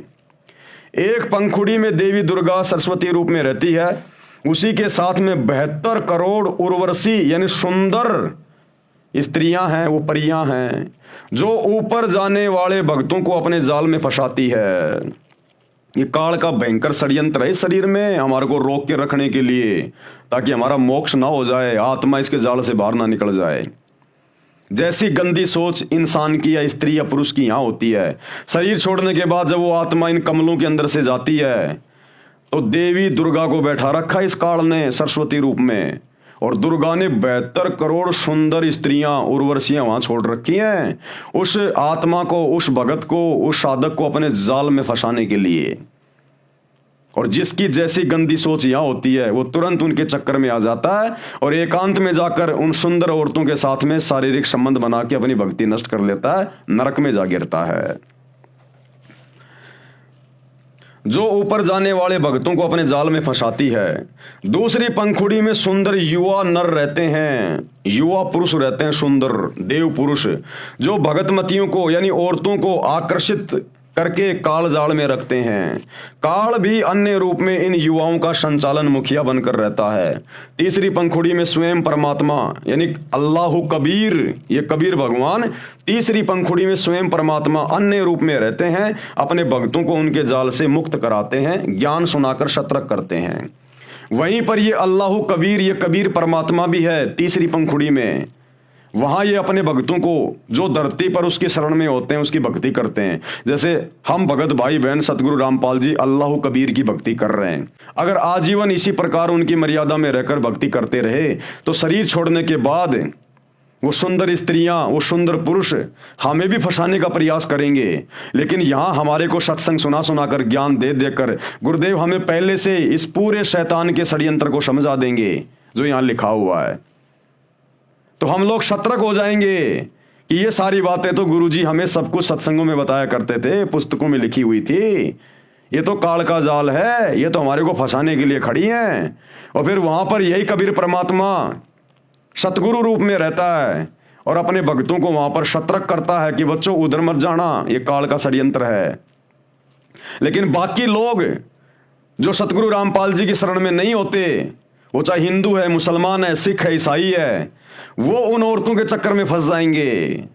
औरतें उन युवा जो देवता हैं वहां पर, जो काल की ओर से हमें फंसाने के लिए खड़े रहते हैं, उनके चक्कर में आ जाएंगी। यानी जिसकी जैसी गंदी सोच यहां होगी उसी आधार से वो वहां पर उनके साथ में शारीरिक संबंध बना के अपना धर्म कर्म नष्ट करके काल के जाल में रह जाते हैं। तीसरी पंखुड़ी में स्वयं परमात्मा यानी अल्लाह कबीर, अल्लाह अकबर अन्य रूप में रहते हैं, अपने भक्तों को उनके जाल से मुक्त कराते हैं, ज्ञान सुनाकर सतर्क करते हैं। नंबर 7 है त्रिकुटी कमल चक्कर। ये दोनों आंखों की बोहों यानी सेलियों के मध्य में सिर के पीछे हिस्से में अन्य कमलों की ही पंक्ति में ऊपर है। त्रिकुटी कमल कहाँ होता है? ये हमारी दोनों आंखें, ये बोहें हैं, और ये जो बीच का जो जगह है, ये बीच की जगह यहां पीछे की साइड में यहां है त्रिकुटी कमल। यहां पर भी काल रहता है, शैतान रहता है, और दूसरी पंखुड़ी में सतगुरु रहता है। यानी शैतान और सतगुरु दोनों वहां पर अपने अपने हिस्से में रहते हैं, अपने अपने रूप बना के। इसका देवता सतगुरु रूप में परमेश्वर ही है। इस कमल की 2 पंखुड़ी हैं, एक सफेद रंग की, दूसरी काले रंग की पंखुड़ी। सफेद पंखुड़ी में सतगुरु रूप में सत्य पुरुष का निवास है, यानी अल्लाह कबीर का निवास है, और काली पंखुड़ी में नकली सतगुरु रूप में काल निरंजन यानी शैतान का वास है। नंबर 8 सहस्त्र कमल चक्कर दल। ये कमल सिर के मध्य भाग से 2 उंगल नीचे अन्य कमलों की ही पंक्ति में है। यानी आप और हमारा जो सिर है, चाहे हिंदू हो चाहे मुसलमान हो, जहां पर ये चोटी रखने की जगह होती है ना, इससे 2 उंगल नीचे है ये सहस्त्र कमल चक्कर, जो कि काल का है। हिंदू धर्म के व्यक्ति सिर पर बालों की चोटी रखते हैं, कुछ अब भी रखते हैं। इसके नीचे वह सहस्त्र कमल दल है। इसका देवता ब्रह्म है। ब्रह्म यानी ये काल, शैतान, इसको ब्रह्म भी कहते हैं। इसे क्षर पुरुष भी कहते हैं। क्षर मानी नासवान, जो जन्मता है और मरता है।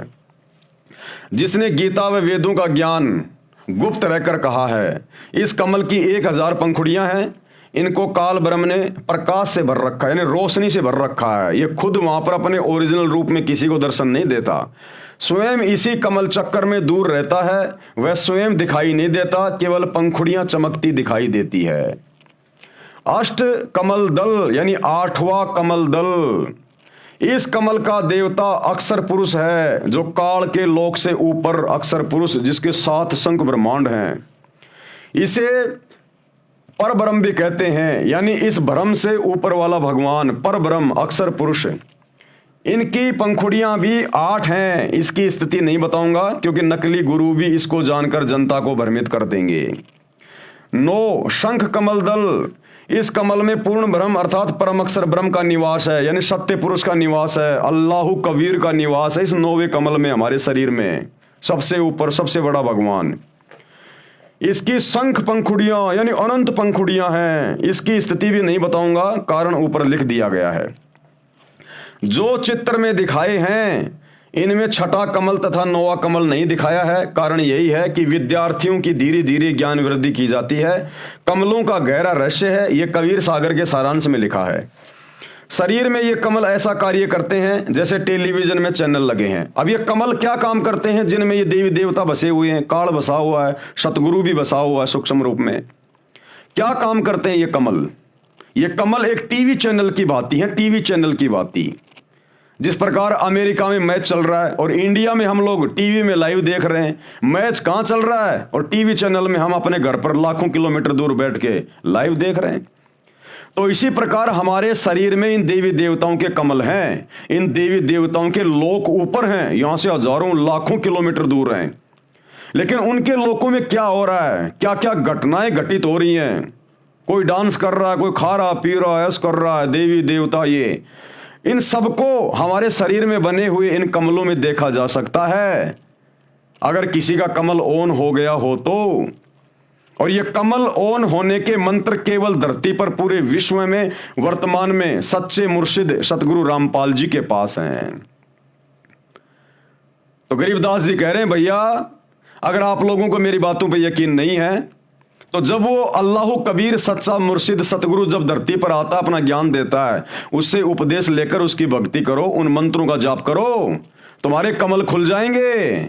और अपने घर में देख लो, अपने घर में यानी अपने शरीर में उन कमलों को ऑन करके देख लो कि हजरत मोहम्मद जी कौन से लोक से आए थे, वो किसके गण थे, और आदम जी किसके लोक से आए थे, वो किसके गण थे। जिस प्रकार YouTube में जाके हम पहले का कोई भी वीडियो देख सकते हैं, इसी प्रकार जिसके ये कमल चक्कर ऑन हो जाएंगे वो सारा सब कुछ देख लेगा इस ब्रह्मांड में क्या हो रहा है। तो गुरुदेव कह रहे हैं, हिंदू मुसलमान सिख ईसाइयों आपस में लड़ो मत, झगड़ो मत कि हमारे पैगंबर बड़े, हमारे अवतार बड़े, हमारा अल्लाह बड़ा, हमारा खुदा बड़ा। तुम्हारा अल्लाह खुदा ये शैतान है और ब्रह्मा विष्णु महेश के माध्यम से नीचे तुम्हारी ये पैगंबर भेजता है, ये अवतार भेजता है। और ये सारा ये दृश्य तुम्हें स्पष्ट दिखाई देगा जब तुम सतगुरु रामपाल जी से उपदेश लेकर उनके सत भक्ति मंत्रों का जाप करोगे। फिर तुम्हें कोई संशय नहीं होगी कि वही मोहम्मद और वही महादेव, वही आदम, वही ब्रह्मा और दास गरीब कहे भाई सत भक्ति करके देखो अपने घर में, अपने घर में देखो, अपने इन कमलों में देख लो। कमलों का गहरा रहस्य है, ये कबीर सागर के सारांश में लिखा है। शरीर में ये कमल ऐसा कार्य करते हैं जैसे टेलीविजन में चैनल लगे हैं। उन चैनलों में से जिस भी चैनल को चालू करोगे उस पर कार्यक्रम दिखाई देगा। वह कार्यक्रम चल तो रहा है स्टूडियो में यानी कहीं और दिख रहा है टीवी में। इसी प्रकार प्रत्येक कमल का फंक्शन है। इन कमलों को चालू करने के मंत्र हैं जो ये दास संत रामपाल दास जाप करने को देता है। प्रथम बार दीक्षा यानी उपदेश इन्हीं चैनलों को खोलने की दी जाती है। मंत्रों की शक्ति से सर्व कमल ऑन हो जाते हैं। फिर भगत अपने शरीर में लगे चैनल में उस देव के धाम को यानी लोक को देख सकता है, वहां के सभी नजारे देख सकता है। इसलिए संत गरीबदास जी ने कहा है कि आप अपने शरीर के चैनल ऑन करके स्वयं देख लो कि आदम जी आपको ब्रह्मा जी के लोक से आए दिखाई देंगे, क्योंकि वहां पर सारे रिकॉर्ड उपलब्ध हैं। जैसे वर्तमान में यूट्यूब है, इसी प्रकार प्रत्येक देव के लोक में आप जो पूर्व में हुई घटना देखना चाहें आप देख सकते हैं। इसी प्रकार हजरत मोहम्मद जी आपको शिव जी के लोक से आए हुए दिखाई देंगे। इसी प्रकार ईसा जी भी श्री विष्णु जी के लोक से आए दिखाई देंगे। आगे गुरुदेव भगवान क्या लिख रहे हैं? मक्का महादेव का मंदिर है, जहां पर मुसलमान भाई बहन जाते हैं हज करने के लिए। मक्का काबा, ये श्री शंकर जी का मंदिर है। श्री शंकर जी का मंदिर, जहां पर आप लोग अल्लाह के दर्शन करने जाते हो, वहां पर शैतान बैठा है। शैतान, ये महादेव का मंदिर है, शंकर जी का। ये परमात्मा बता रहे हैं, परमात्मा लिख रहे हैं, अल्लाहु कबीर। साध वचन पलटे नहीं, चाहे पलट जाए ब्रह्मांड, क्योंकि तीनों देवताओं के माध्यम से, ब्रह्मा विष्णु महेश के माध्यम से ही ये शैतान, ये काल नीचे अपनी सृष्टि चलाता है। ये आज हम वर्तमान में हिंदू मुसलमान बन गए, पहले कोई हिंदू मुसलमान नहीं था। तो जो काबा है, जहां पर तुम लोग हज करने जाते हो, वो शंकर जी का मंदिर है, और तुम्हारे हजरत मोहम्मद जी उसी शंकर जी के लोक से आई हुई आत्मा है। भाइयों और बहनों, ये थोड़े बहुत दिनों की बात है। 2028 युग परिवर्तन का समय है, भयंकर महाविनाश होगा।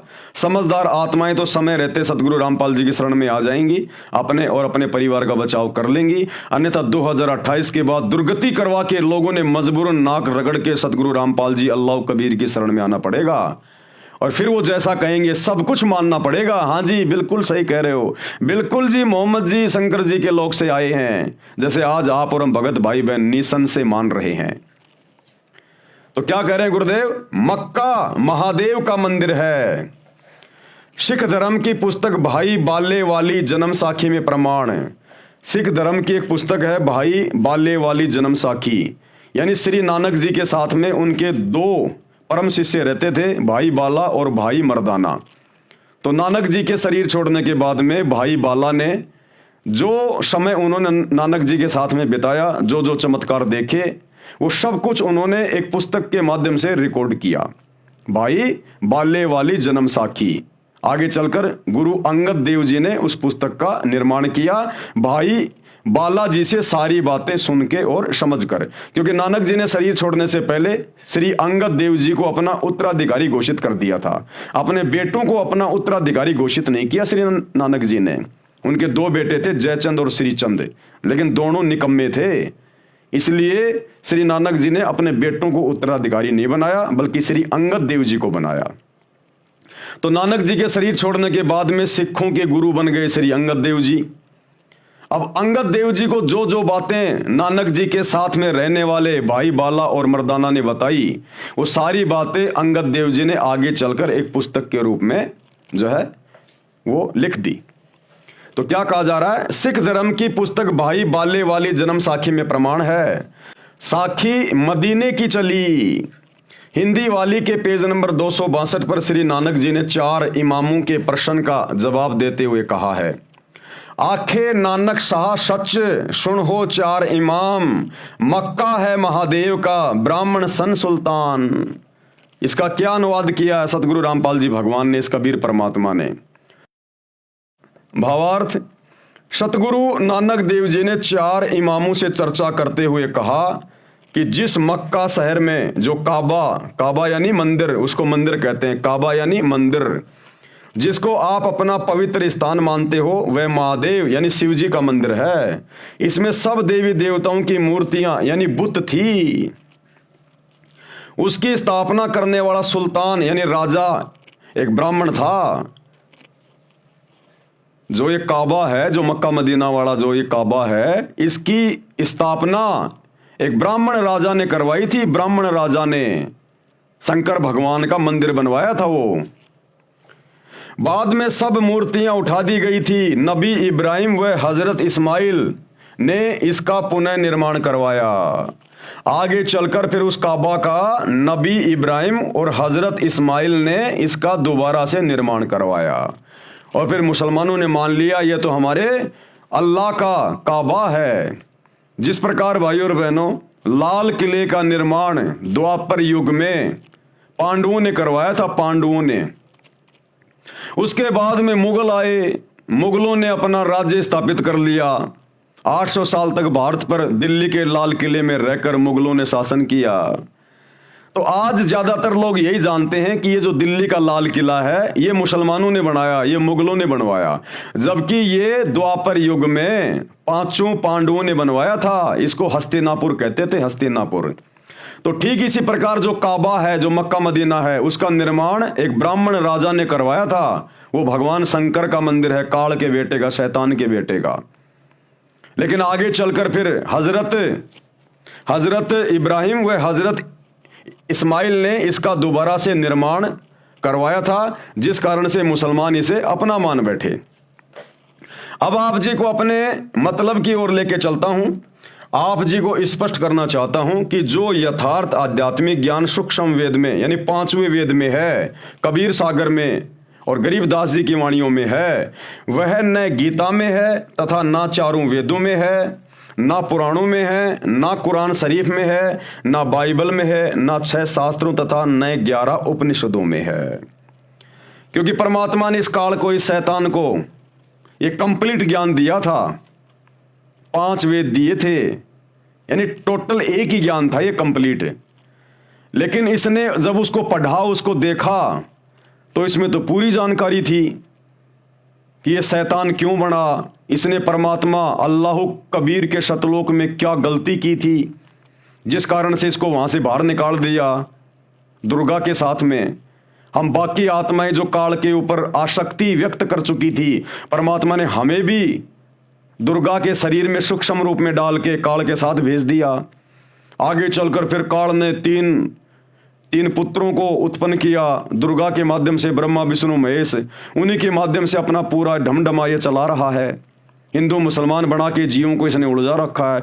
तो काल ने देखा ये सारी जानकारी अगर जीवों के पास पहुंच गई तो ये तो सारे वापस चले जाएंगे। तो इस काल ने, शैतान ने, जो मुख्य जानकारी थी उस परमात्मा की, सतलोक की, सचखंड की, वो इसने छुपा दी, इसने मिटा दी, डिलीट कर दी।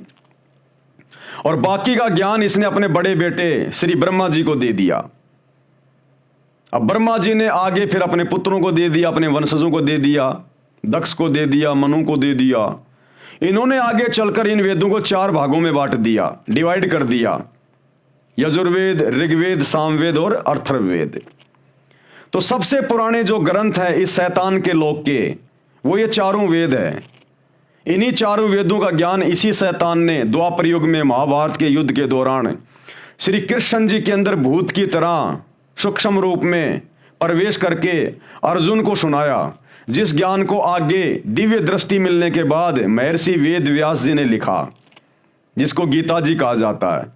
तो 4 वेदों का और गीता का ज्ञान एक ही है। 4 वेदों का ज्ञान थोड़ा सा फैला हुआ है, गीता में उसको शॉर्ट करके सांकेतिक रूप में लिख दिया गया। तो सबसे पुरातन जो ग्रंथ हैं जिनको हिंदू अपना मान रहे हैं, ये पूरे विश्व के हैं, पूरे विश्व के। क्योंकि जिस समय वेदों की रचना हुई थी महर्षियों के द्वारा, और जिस समय श्री गीता जी का ज्ञान दिया गया था द्वापर में महाभारत के युद्ध में, उस समय धरती पर कोई धर्म नहीं था, केवल इंसान थे।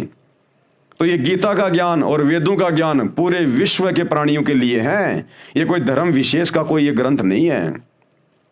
तो मुख्य जानकारी इस काल ने, शैतान ने 4 वेदों से निकाल दी। तो गुरुदेव भगवान कह रहे हैं कि जो वास्तविक जानकारी है उस अल्लाह की, उस खुदा की, शैतान के बाप की, उस अल्लाह कबीर की, वो जानकारी ना तो 4 वेदों में है कंप्लीट, ना गीता में, ना मुसलमानों की 4 पुस्तकों में, ना बाइबल में, किसी चीज में नहीं है। इसलिए वो कंप्लीट जानकारी कि सृष्टि कैसे रची गई, ये शैतान कौन है, ये काल कौन है, ये ब्रह्मा विष्णु महेश के माध्यम से कैसे अपना षड्यंत्र इसने फैला रखा है, कैसे ये अपने पैगंबर भेज के मुसलमान धर्म बना के फिर वहां पर इसने पैगंबर भेजने शुरू कर दिए, इधर हिंदू धर्म बना के उसने अपने अवतार भेजने शुरू कर दिए। ये कैसे तुम जीवों को भ्रमित करता है अपने भोजन के लिए, तुम्हें खाने के लिए, फिर तुम्हें 84 लाख योनियों में डाल देता है। तो ये कंप्लीट जानकारी देने के लिए वो अल्लाह कबीर, वो खुदा स्वयं यहां पर सतगुरु रूप में आता है, मुर्शिद रूप में आता है, और यहाँ आकर सत्संग करता है, जैसे आज वर्तमान में दे रहा वही अल्लाह कबीर ज्ञान सतगुरु रामपाल जी के रूप में। इसलिए हमने उनके ज्ञान को सुनना चाहिए, समझना चाहिए। ये काल के द्वारा, शैतान के द्वारा बनाए गए धर्म और जातियों की जंजीरों से पीछे हटके, तब हमारा आत्मा का कल्याण होगा, नहीं तो नहीं होगा। यहाँ के किसी भी धर्म ग्रंथ में सूक्ष्म वेद को छोड़कर, यानी कबीर परमात्मा के द्वारा जब वो चारों युगों में आते हैं और यहाँ आकर अपना ज्ञान देते हैं, फिर उसको लिपिबद्ध करवाते हैं, वो ज्ञान फिर वो सुनाते हैं। जैसे 650 साल पहले यही कबीर भगवान 650 साल पहले ये बनारस में आए कबीर दास नाम से, और इन्होंने एक अच्छी आत्मा धर्मदास जी के माध्यम से कबीर सागर लिखवाया 1800 पेज का। फिर गरीबदास जी के माध्यम से उसी कबीर परमात्मा ने गरीबदास जी के सामने सतलोक से आकर ये प्रकट हुए, गांव छुडानी जिला झज्जर हरियाणा में। गरीबदास जी की आत्मा को अपने साथ ऊपर लेकर गए, जो अभी आपको समझाया बताया। फिर गरीबदास जी के माध्यम से जो जो इन्होंने गरीबदास जी को दिखाया, पूरे शैतान के लोगों की व्यवस्था और पूरा ऊपर का वो सतलोक, फिर गरीबदास जी के माध्यम से उनको दिव्य दृष्टि देकर इन्होंने सदग्रंथ साहिब लिखवाया, अमर ग्रंथ लिखवाया, जिसमें 24,000 वाणियां हैं, जिसको आधार बनाकर सतगुरु रामपाल जी हमें ये सतज्ञान समझा रहे हैं। तो सूक्ष्म वेद के अलावा किसी भी वेद में, किसी भी धर्म की कोई भी पुस्तक में कंप्लीट सच्चे खुदा की सच्ची इबादत का ज्ञान नहीं है। उदाहरण जैसे 10वीं कक्षा तक का पाठ्यक्रम गलत नहीं है, परंतु उसमें बीए तथा एमए वाला ज्ञान नहीं है। जिस प्रकार 10वीं तक के सिलेबस में भी ज्ञान है, लेकिन कंप्लीट नहीं है, बी और एमए का नहीं है। इसी प्रकार वेदों में भी ज्ञान है, गीता में भी ज्ञान है, परमात्मा की थोड़ी बहुत जानकारी है, लेकिन भक्ति केवल इस शैतान तक की है। लेकिन इन वेदों में और मुसलमान भाइयों की इन 4 आसमानी पुस्तकों में कंप्लीट ज्ञान नहीं है, केवल 10वीं तक का ज्ञान है, BA का ज्ञान नहीं है, उस कबीर परमात्मा के बारे में जानकारी नहीं है। जैसे उदाहरण, जैसे 10वीं कक्षा तक का पाठ्यक्रम गलत नहीं है, परंतु उसमें BA तथा MA वाला ज्ञान नहीं है। वह पाठ्यक्रम गलत नहीं है, परंतु पर्याप्त भी नहीं है, समझने के लिए इतना ही पर्याप्त है। यानी उसमें ज्ञान जो है वो आधा अधूरा है। उस ज्ञान को सुनकर समझकर हम मोक्ष प्राप्त नहीं कर सकते, गधे कुत्ते बनने से नहीं बच सकते, नरक में जाने से नहीं बच सकते, केवल काल तक की साधना में रहेंगे। इनमें केवल इतना ही ज्ञान है। कंप्लीट ज्ञान सूक्ष्म वेद में मिलेगा, सतगुरु स्वयं आकर समझाएगा, जो आज समझा रहे हैं। प्रश्न किया किसी ने, संसार के शास्त्र तथा संत परमात्मा के विषय में क्या जानकारी देते हैं, यानी दुनिया भर के जो शास्त्र हैं वो संत या परमात्मा के विषय में क्या जानकारी देते हैं।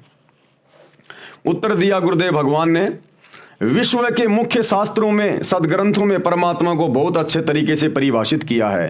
पहले ये जानते हैं कि विश्व के मुख्य शास्त्र यानी सदग्रंथ कौन से हैं। नंबर 1, वेद। वेद 2 प्रकार के हैं, सूक्ष्म वेद और सामान्य वेद। सामान्य वेद आपको बता दिए, ये 4 वेद जो शैतान ने अपने बेटे ब्रह्मा को दिए, ब्रह्मा ने अपने वंशजों को दिए। आगे चलकर इनकी 4 मोटी मोटी पुस्तकें बता दी गई, जिनमें केवल शैतान यानी काल तक का ज्ञान है। तो वेद 2 प्रकार के हैं, एक तो सामान्य वेद, ये 4 वेद, और दूसरा सूक्ष्म वेद जो कबीर भगवान स्वयं आके ज्ञान बताता है। वो कबीर सागर, वो गरीबदास जी का ग्रंथ, और वर्तमान में सतगुरु रामपाल जी ने जो पुस्तकें लिखी हैं, ये हैं सूक्ष्म वेद। वेद 2 प्रकार के हैं, सूक्ष्म वेद और सामान्य वेद। अब ये सूक्ष्म वेद क्या है? ये वह ज्ञान है जिसको अल्लाह ताला यानी समर्थ परमात्मा स्वयं पृथ्वी पर प्रकट होकर अपने मुख कमल से वाणी उच्चारण करके बोलता है। यह संपूर्ण अध्यात्म ज्ञान है। इसका कहां प्रमाण है? ऋग्वेद मंडल 9 सूक्त 86 मंत्र 26 और 27 में, ऋग्वेद मंडल 9 सूक्त 82 मंत्र 1 व 2 में, ऋग्वेद मंडल 9 सूक्त 94 मंत्र 1 में, ऋग्वेद मंडल 9 सूक्त 95 मंत्र 2 में, ऋग्वेद मंडल 9 सूक्त 20 मंत्र 1 में, ऋग्वेद मंडल 9 सूक्त 96 मंत्र 17 से 20 में, ऋग्वेद मंडल 9 सूक्त 54 मंत्र 3, यजुर्वेद अध्याय 9 मंत्र 1 तथा 32 में, यजुर्वेद अध्याय 29 मंत्र 25, अथर्ववेद कांड 4 अनुवाक 1 मंत्र 7, सामवेद मंत्र संख्या 822 में। अब ज्ञानहीन लोग कहते हैं सतगुरु रामपाल जी को संस्कृत नहीं आती, हिंदू कहते हैं तुम्हारे गुरु जी को संस्कृत तो आती नहीं। अरे तुम संस्कृत के विद्वानों ने, सतयुग में वेद लिखे गए थे, 39 लाख साल हो गई, आज तक तुम परमात्मा के नाम का जिक्र भी नहीं कर पाए। और सतगुरु रामपाल जी ने ये सारे वेद खोल खोल के रख दिए। देख लो आंख फाड़ के। भाषा का काम केवल इतना होता है, अपने विचार दूसरे तक प्रकट करना। और ये परमात्मा है, अल्लाह कबीर है धरती पर सतगुरु रामपाल जी। इनको पढ़ाई पढ़ने की जरूरत नहीं है। पढ़ाई पढ़ने की जरूरत पड़ती है इंसानों को। इस परमेश्वर ने तो भाषाएं पैदा की हैं, तभी तो खोल खोल के चारों वेदों का जूस निकाल दिया। मुसलमान धर्म की चारों आसमानी पुस्तकों का जूस निकाल के रख दिया कि क्या मतलब का ज्ञान है। देख लो तुम्हारी आंखों के सामने अल्लाह कौन है, भगवान कौन है, सच्ची इबादत क्या है। अन्य प्रमाण श्रीमद् भगवत गीता अध्याय 4 मंत्र 32 में है, कहा है कि सच्चिदानंद घन ब्रह्म यानी कबीर परमात्मा, वो कबीर देव, वो कबीर भगवान जिसको सच्चिदानंद घन ब्रह्म कहा गया है, यानी सत्य पुरुष यानी अविनाशी परमात्मा अपने मुख कमल से वाणी बोलकर तत्व ज्ञान विस्तार से कहता है, जैसे आज वर्तमान में कह रहे हैं सतगुरु रामपाल जी। कारण परमात्मा ने सृष्टि के प्रारंभ में संपूर्ण ज्ञान इस ब्रह्म यानी शैतान को, काल को, सूक्ष्म वेद में जिसको ज्योति निरंजन भी कहते हैं, ज्योति निरंजन अर्थात काल पुरुष के अंतःकरण में डाला था, यानी फैक्स किया था। परमात्मा द्वारा किए निर्धारित समय पर यह ज्ञान स्वयं ही काल पुरुष के श्वासों द्वारा समुद्र में प्रकट हो गया। ये परमात्मा है भाई और बहनों, ये अल्लाह कबीर है, सारी सिद्धियों का स्वामी है। इन्होंने जो समय निर्धारित किया हुआ है उस समय पर इस शैतान, इस काल की श्वासों के माध्यम से ये वेदों का ज्ञान बाहर प्रकट हुआ। जिस प्रकार परमात्मा ने विधान बना रखा है कि 9 महीने होते ही माता के गर्भ से बच्चा बाहर आएगा तो आएगा, उसे कोई रोक नहीं सकता। ये परमात्मा का बनाया गया विधान है, अल्लाह कबीर का। तो इसी प्रकार उस परमात्मा ने अपना विधान बना दिया था उस काल को, जब सतलोक से बाहर निकाला था शैतान को। इसकी श्वासों के माध्यम से वो समय आने पर ये वेदों का ज्ञान जो है ये प्रकट हुआ। वो ज्ञान इसने अपने बेटे ब्रह्मा को दे दिया। ब्रह्मा ने वो ज्ञान अपने वंशजों को सुनाया और नीचे फिर मनु ने, दक्ष ने, इन ऋषि महर्षियों ने फिर इसको कागज पे लिपिबद्ध कर दिया। तो ये भाई और बहनों, ये परमात्मा की टेक्नोलॉजी है। आप और हम अभी परमात्मा की परिभाषा से अपरिचित हैं। हम केवल पत्थर पूजते पूजते रह गए। हमारे बाप दादा मंदिर मस्जिद जाते जाते इन पत्थरों पे नाक रगड़ते रगड़ते, माथा रगड़ते रगड़ते, सिजदा करते करते मर गए। हमें अभी तक वास्तविक खुदा की और उसकी इबादत का नहीं पता चला। तो ये अल्लाह कबीर, इसकी विज्ञान, इसकी टेक्नोलॉजी सर्वश्रेष्ठ है। ये आजकल के वैज्ञानिक उसी परमात्मा के द्वारा दी गई बुद्धि के आधार से ये टीवी, रेडियो, मोबाइल, इंटरनेट, हवाई जहाज बना के पता नहीं अपने आप को खुदा मान बैठे। अरे तुम जिस मटेरियल के ऊपर ये चीजें बना रहे हो, आविष्कार कर रहे हो, ये मटेरियल किसका है? इसी जमीन से लिया तुमने खोद खोद के पहाड़ों को। ये पहाड़ किसने बनाए? मिट्टी किसने बनाई? धरती किसने बनाई? उस खुदा ने, उस अल्लाह ने। ये उसी का मटेरियल है, वरना कहां से बनाते तुम? ये बुद्धि आज से पहले नहीं थी इंसान के पास में। ये पैगंबर जा लिए, अवतार जा लिए, क्या उनको जरूरत नहीं थी मोबाइल की, गाड़ियों की, पंखे की, एसी की, हीटर की? वो क्यों नहीं बना पाए? आज क्यों बना रहा इंसान? इसी कबीर अल्लाह ने, सतगुरु रामपाल जी ने इंसान को बुद्धि दी है। और ये सारे साधन, ये टीवी, रेडियो, मोबाइल, इंटरनेट, गाड़ियां, हवाई जहाज, ये भक्ति में सहयोग के लिए बनवाई है भगवान ने, क्योंकि ये भक्ति युग चल रहा भी है। 2028 के बाद जितनी भी आत्माएं बचेंगी महाविनाश के बाद, वो सब सतगुरु रामपाल जी की भक्ति करेंगी। और भविष्य मालिका कहती है टोटल 64 करोड़ व्यक्ति बचेंगे पूरे विश्व में, इतना विनाश होगा। उसके बाद ये विज्ञान हम भक्तों के काम आएगी। अभी तो काल शैतान बकवास ज्यादा करवा रहा है। फिल्में बनवा दी, अश्लील फिल्में बनवा दी, दुनिया भर के लोग शॉर्ट वीडियो, रील वगैरह। ये परमात्मा सतगुरु रामपाल जी के सत्संग सुनने और सुनाने के लिए ये मोबाइल बने, ये टीवी बने। भगत भाई बहनों ने आपस में अपने परमात्मा की, अपने गुरु की ज्ञान चर्चा के लिए ये मोबाइल बनवाए। आजकल इनमें बकवास चल रही है, ये 2-4 साल की बकवास है, उसके बाद कुछ नहीं है। भक्ति चलेगी पूरे विश्व में। ये एरोप्लेन, हेलीकॉप्टर, गाड़ियां, ये सत्संग में आने जाने के लिए परमात्मा ने बनवाई हैं। ये फालतू में 2 नंबर के काम करने के लिए नहीं बनवाई। ये तो शैतान इनका दुरुपयोग करवा रहा है, वर्तमान में आपके कर्म फुड़वा रहा है। आने वाले समय में इस कबीर भगवान सतगुरु रामपाल जी के द्वारा इंसान को बुद्धि देकर बनवाई गई इन प्रत्येक वैज्ञानिक वस्तुओं का प्रयोग उपयोग केवल भक्ति में होगा। तो ये थोड़े समय की बकवाद है, ज्यादा की नहीं है। तो क्या कह रहे हैं, ज्योति निरंजन अर्थात काल पुरुष के अंतःकरण में डाला था ये ज्ञान, ये वेद उस कबीर अल्लाह ने फैक्स किया था। परमात्मा द्वारा किए निर्धारित समय पर यह ज्ञान स्वयं ही काल पुरुष के श्वासों द्वारा समुद्र में प्रकट हो गया। जिस प्रकार ये वैज्ञानिक जो ये फैक्स वगैरह इन्होंने बना दिए उस मालिक के आशीर्वाद से, ये हमारे भक्ति समझने में बड़े सहायक हैं। अब लोग कहेंगे उस परमात्मा ने सतलोक में बैठे बैठे लाखों किलोमीटर दूर से, करोड़ों अरबों किलोमीटर दूर से काल के अंतःकरण में कैसे भेज दिया वो ज्ञान, वो कैसे हो गया फैक्स। अरे 2 मोबाइल हैं और 2 मोबाइलों में आप जी व्हाट्सएप के माध्यम से, एक अमेरिका में बैठा है एक हिंदुस्तान में बैठा है, आप लोग कैसे भेज देते हो उसमें मैसेज वगैरह वीडियो वगैरह, उसके मोबाइल में भी रह जाता है और तुम्हारे पास भी आ जाता है। बॉम्बे में बैठा आदमी दिल्ली में फैक्स करता है, वो कागज वहां कैसे निकल जाता है। ये परमात्मा ने ये विज्ञान थोड़ी सी -1 पॉइंट बस इतना ही ज्ञान दिया जीव को, ज्यादा की आवश्यकता नहीं। और इतने में ये जीव अपने आप को खुदा मान बैठा, भगवान मान बैठा।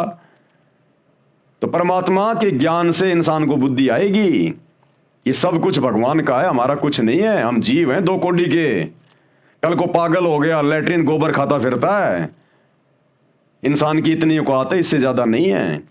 तो ये परमात्मा ने बनवाई ये सारी चीजें इंसान को बुद्धि देके। आज से पहले कहां थे टीवी रेडियो मोबाइल इंटरनेट? अरे कहां थे 20-30 साल पहले ये मोबाइल? क्या उस समय लोगों की रिश्तेदारियां नहीं होती थी? क्या आपस में बात करने की उनकी इच्छा नहीं होती थी? कोई मर जाता था तो 10 दिन बाद में जाके मालूम पड़ता था वो मर गया, और आज 1 सेकंड में आज ही वो मर गया।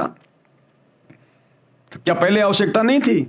क्या पहले लोगों की रिश्तेदारियां नहीं थी? लोग आते जाते नहीं थे? पैदल जाया करते थे, बैलगाड़ी जोड़ के, ऊंट गाड़ी जोड़ के महीनों भर लग जाते थे। और आज एरोप्लेन में बैठो, 700 किलोमीटर प्रति घंटा की रफ्तार से तुरंत पहुंच जाओ, अपनी खुद की गाड़ी में जाओ, ट्रेन में जाओ। क्या पहले आवश्यकता नहीं थी क्या इंसान को इन चीजों की? ढंग की रोड भी नहीं थी, गर्मियों में एक पंखा भी नहीं बनाया किसी ने। ये परमात्मा ने आज बनवानी थी और आज इसने बनवा दी। और आने वाले समय में ये सारी चीजें केवल भक्ति में काम आएंगी। और जो बकवाद करेगा उनके मोबाइल में आग लग जाया करेगी, फूटेंगे, उनके टीवी जल जाया करेंगे। इस परमेश्वर ने भक्ति के लिए बनवाई है चीजें। अब आगे इनका दुरुपयोग नहीं होगा, जब उसका ठीक का समय आ जाएगा 2028 के बाद। परमात्मा द्वारा किए निर्धारित समय पर यह ज्ञान स्वयं ही काल पुरुष के श्वासों द्वारा समुद्र में प्रकट हो गया। जैसे 9 महीने बाद तुरंत बच्चा मां के पेट से बाहर आ जाता है, परमात्मा ने निर्धारित कर रखा है। काल पुरुष यानी शैतान ने इसमें से महत्वपूर्ण जानकारी निकाल दी।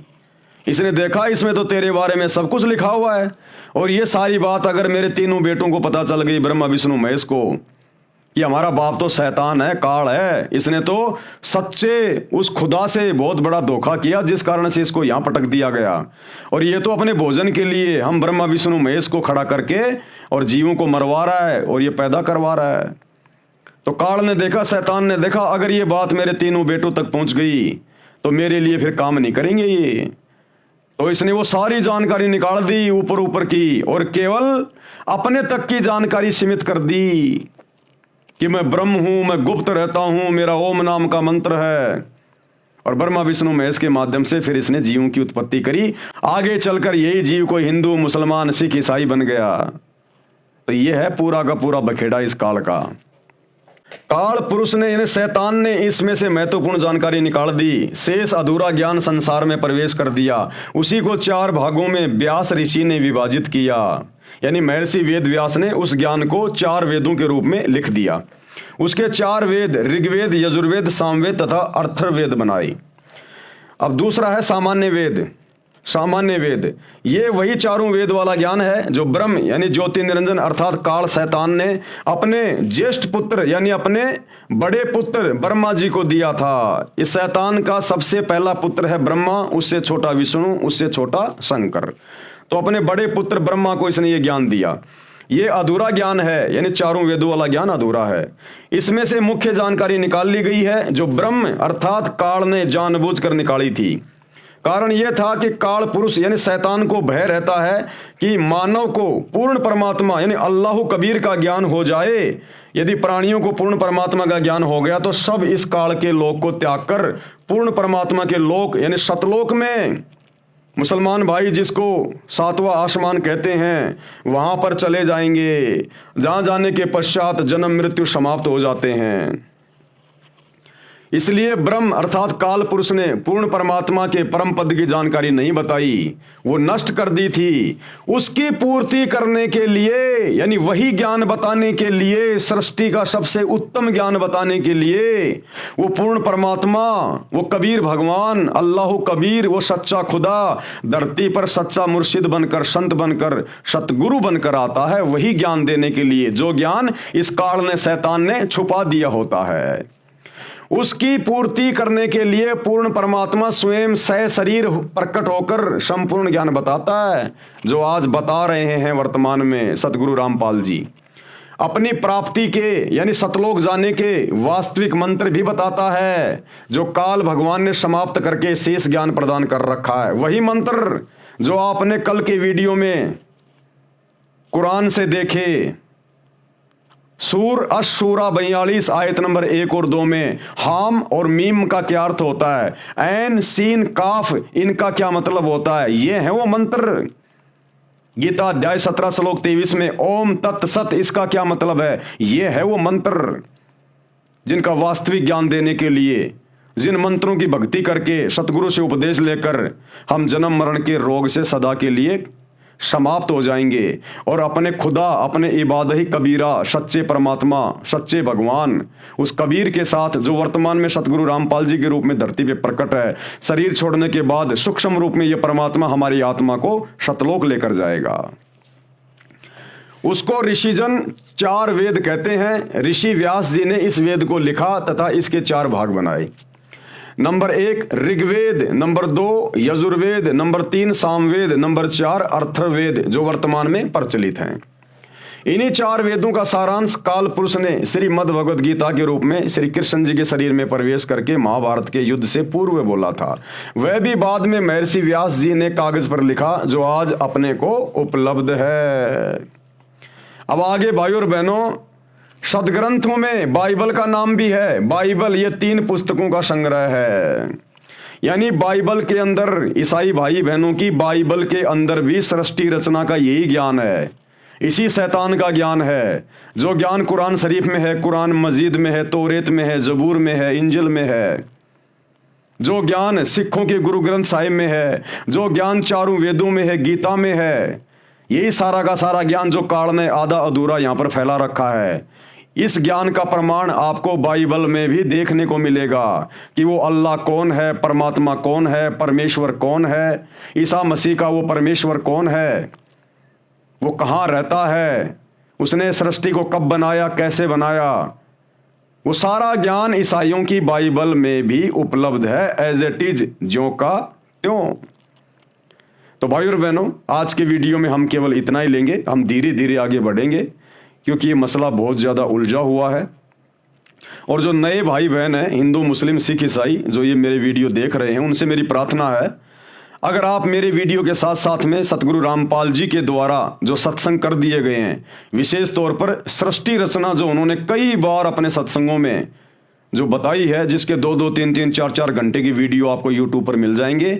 यदि आप सर्च करोगे सृष्टि रचना संत रामपाल जी भगवान, आप सृष्टि रचना को पढ़िएगा।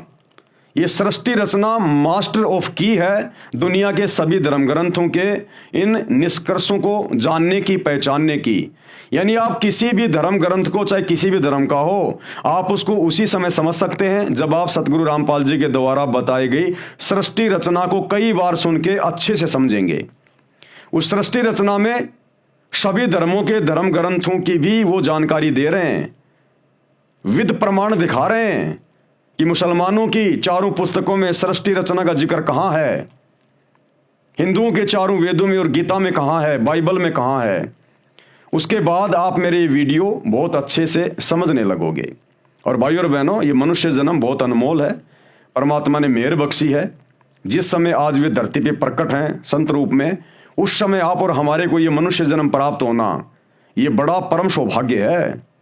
आज हम अपना आत्म कल्याण करवा सकते हैं, उद्धार करवा सकते हैं। केवल यही वो समय है थोड़ा सा, जब तक सतगुरु रामपाल जी धरती पे हैं, हम मोक्ष प्राप्त कर सकते हैं। अन्यथा कितनी भक्ति कर लो, कितनी साधना कर लो, हम इसी शैतान के जाल में फंसे रहते हैं। तो आज जितने भी स्त्री और पुरुष पूरे विश्व में, पूरे संसार में हैं, जिनका जन्म है इस समय जब ये अल्लाह कबीर सतगुरु रामपाल जी धरती पे प्रकट है, हमारा परम सौभाग्य है। हम शैतान के षड्यंत्र से बाहर निकल सकते हैं, जन्म मरण का रोग समाप्त करवा सकते हैं, गधे कुत्ते बनने से, नरक में जाने से, दुर्गति करवाने से बच सकते हैं। तो भले आप किसी भी धर्म में आपका जन्म है, आप निष्पक्ष होकर थोड़ा धैर्य के साथ में और सतगुरु रामपाल जी के सत्संग, विशेषकर सृष्टि रचना को सुनने का, समझने का प्रयास करें। भाई और बहनों, जीवन बदल जाएगा, जीने का तरीका बदल जाएगा। जिस भक्ति के लिए हमें ये मनुष्य शरीर मिलता है, स्त्री या पुरुष का, हमारा वो मकसद सफल हो जाएगा। अन्यथा हम फिर लंबे समय के लिए, अनंत युगों के लिए, करोड़ों युगों के लिए हम मां कष्ट भोगने के लिए फिर काल के हत्थे चढ़ जाएंगे। तो अपनी आत्मा का कल्याण करवाओ। ये शरीर छूटने के बाद अगर भक्ति नहीं करी, आज अगर भक्ति करी नहीं, मान बढ़ाई में, अहंकार में फूले रहे, मेरा धर्म बड़ा, मेरा खुदा बड़ा, मेरा राम बड़ा, ना खुदा बड़ा ना राम बड़ा, जो बड़ा है वो आज धरती पे आया हुआ है, उसकी तुम सुन नहीं रहे, तो भाई फिर काल के हत्थे चढ़ जाओगे, बहुत बात बिगड़ जाएगी, फिर लेन देन में नहीं आएगी फिर ये बात है। तो विनती है, प्रार्थना है, निष्पक्ष होके सुनो। आप सब धर्म के मानने वालों की धर्म की पुस्तकों से दिखाया जा रहा है, फिर तो कोई संशय नहीं होना चाहिए ना। कोई अपनी तरफ से बताए, मनमाने रूप से बताए तो बात अलग है। जो गूढ़ ज्ञान मुसलमान धर्म के मुल्ला मौलवी आज तक नहीं बता पाए, जो गूढ़ ज्ञान चारों वेदों से आचार्य शंकराचार्य नहीं बता पाए, कोई पोप पादरी बाइबल से नहीं बता पाया, वो ज्ञान सतगुरु रामपाल जी बता रहे हैं। अरे कम से कम ये सोच के तो विचार करो ये कि ये कौन शक्ति है। कोई बता सकता है? किसी ने बताया क्या आज तक? हिंदू धर्म के चारों शंकराचार्यों को भी चारों वेदों का ज्ञान नहीं है। चारों शंकराचार्यों ने एक एक वेद को बांट रखा है। क्या खाक ज्ञान है उनको। और सतगुरु रामपाल जी ने पूरी दुनिया के धर्म ग्रंथों को खोल के रख दिया। तो ये स्वयं अल्लाह कबीर है, पहचानो अपने पिता को। तो भाई और बहनों, आज की वीडियो में केवल इतना ही। कल रात्रि 8 बजे सभी भाई बहन फिर से जुड़िए। तब तक गुरुदेव भगवान हम सबको आज्ञा दें, सद्बुद्धि दें, आशीर्वाद दें। बंदी छोड़ अल्लाह कबीर, सतगुरु रामपाल जी परमेश्वर जी की जय हो।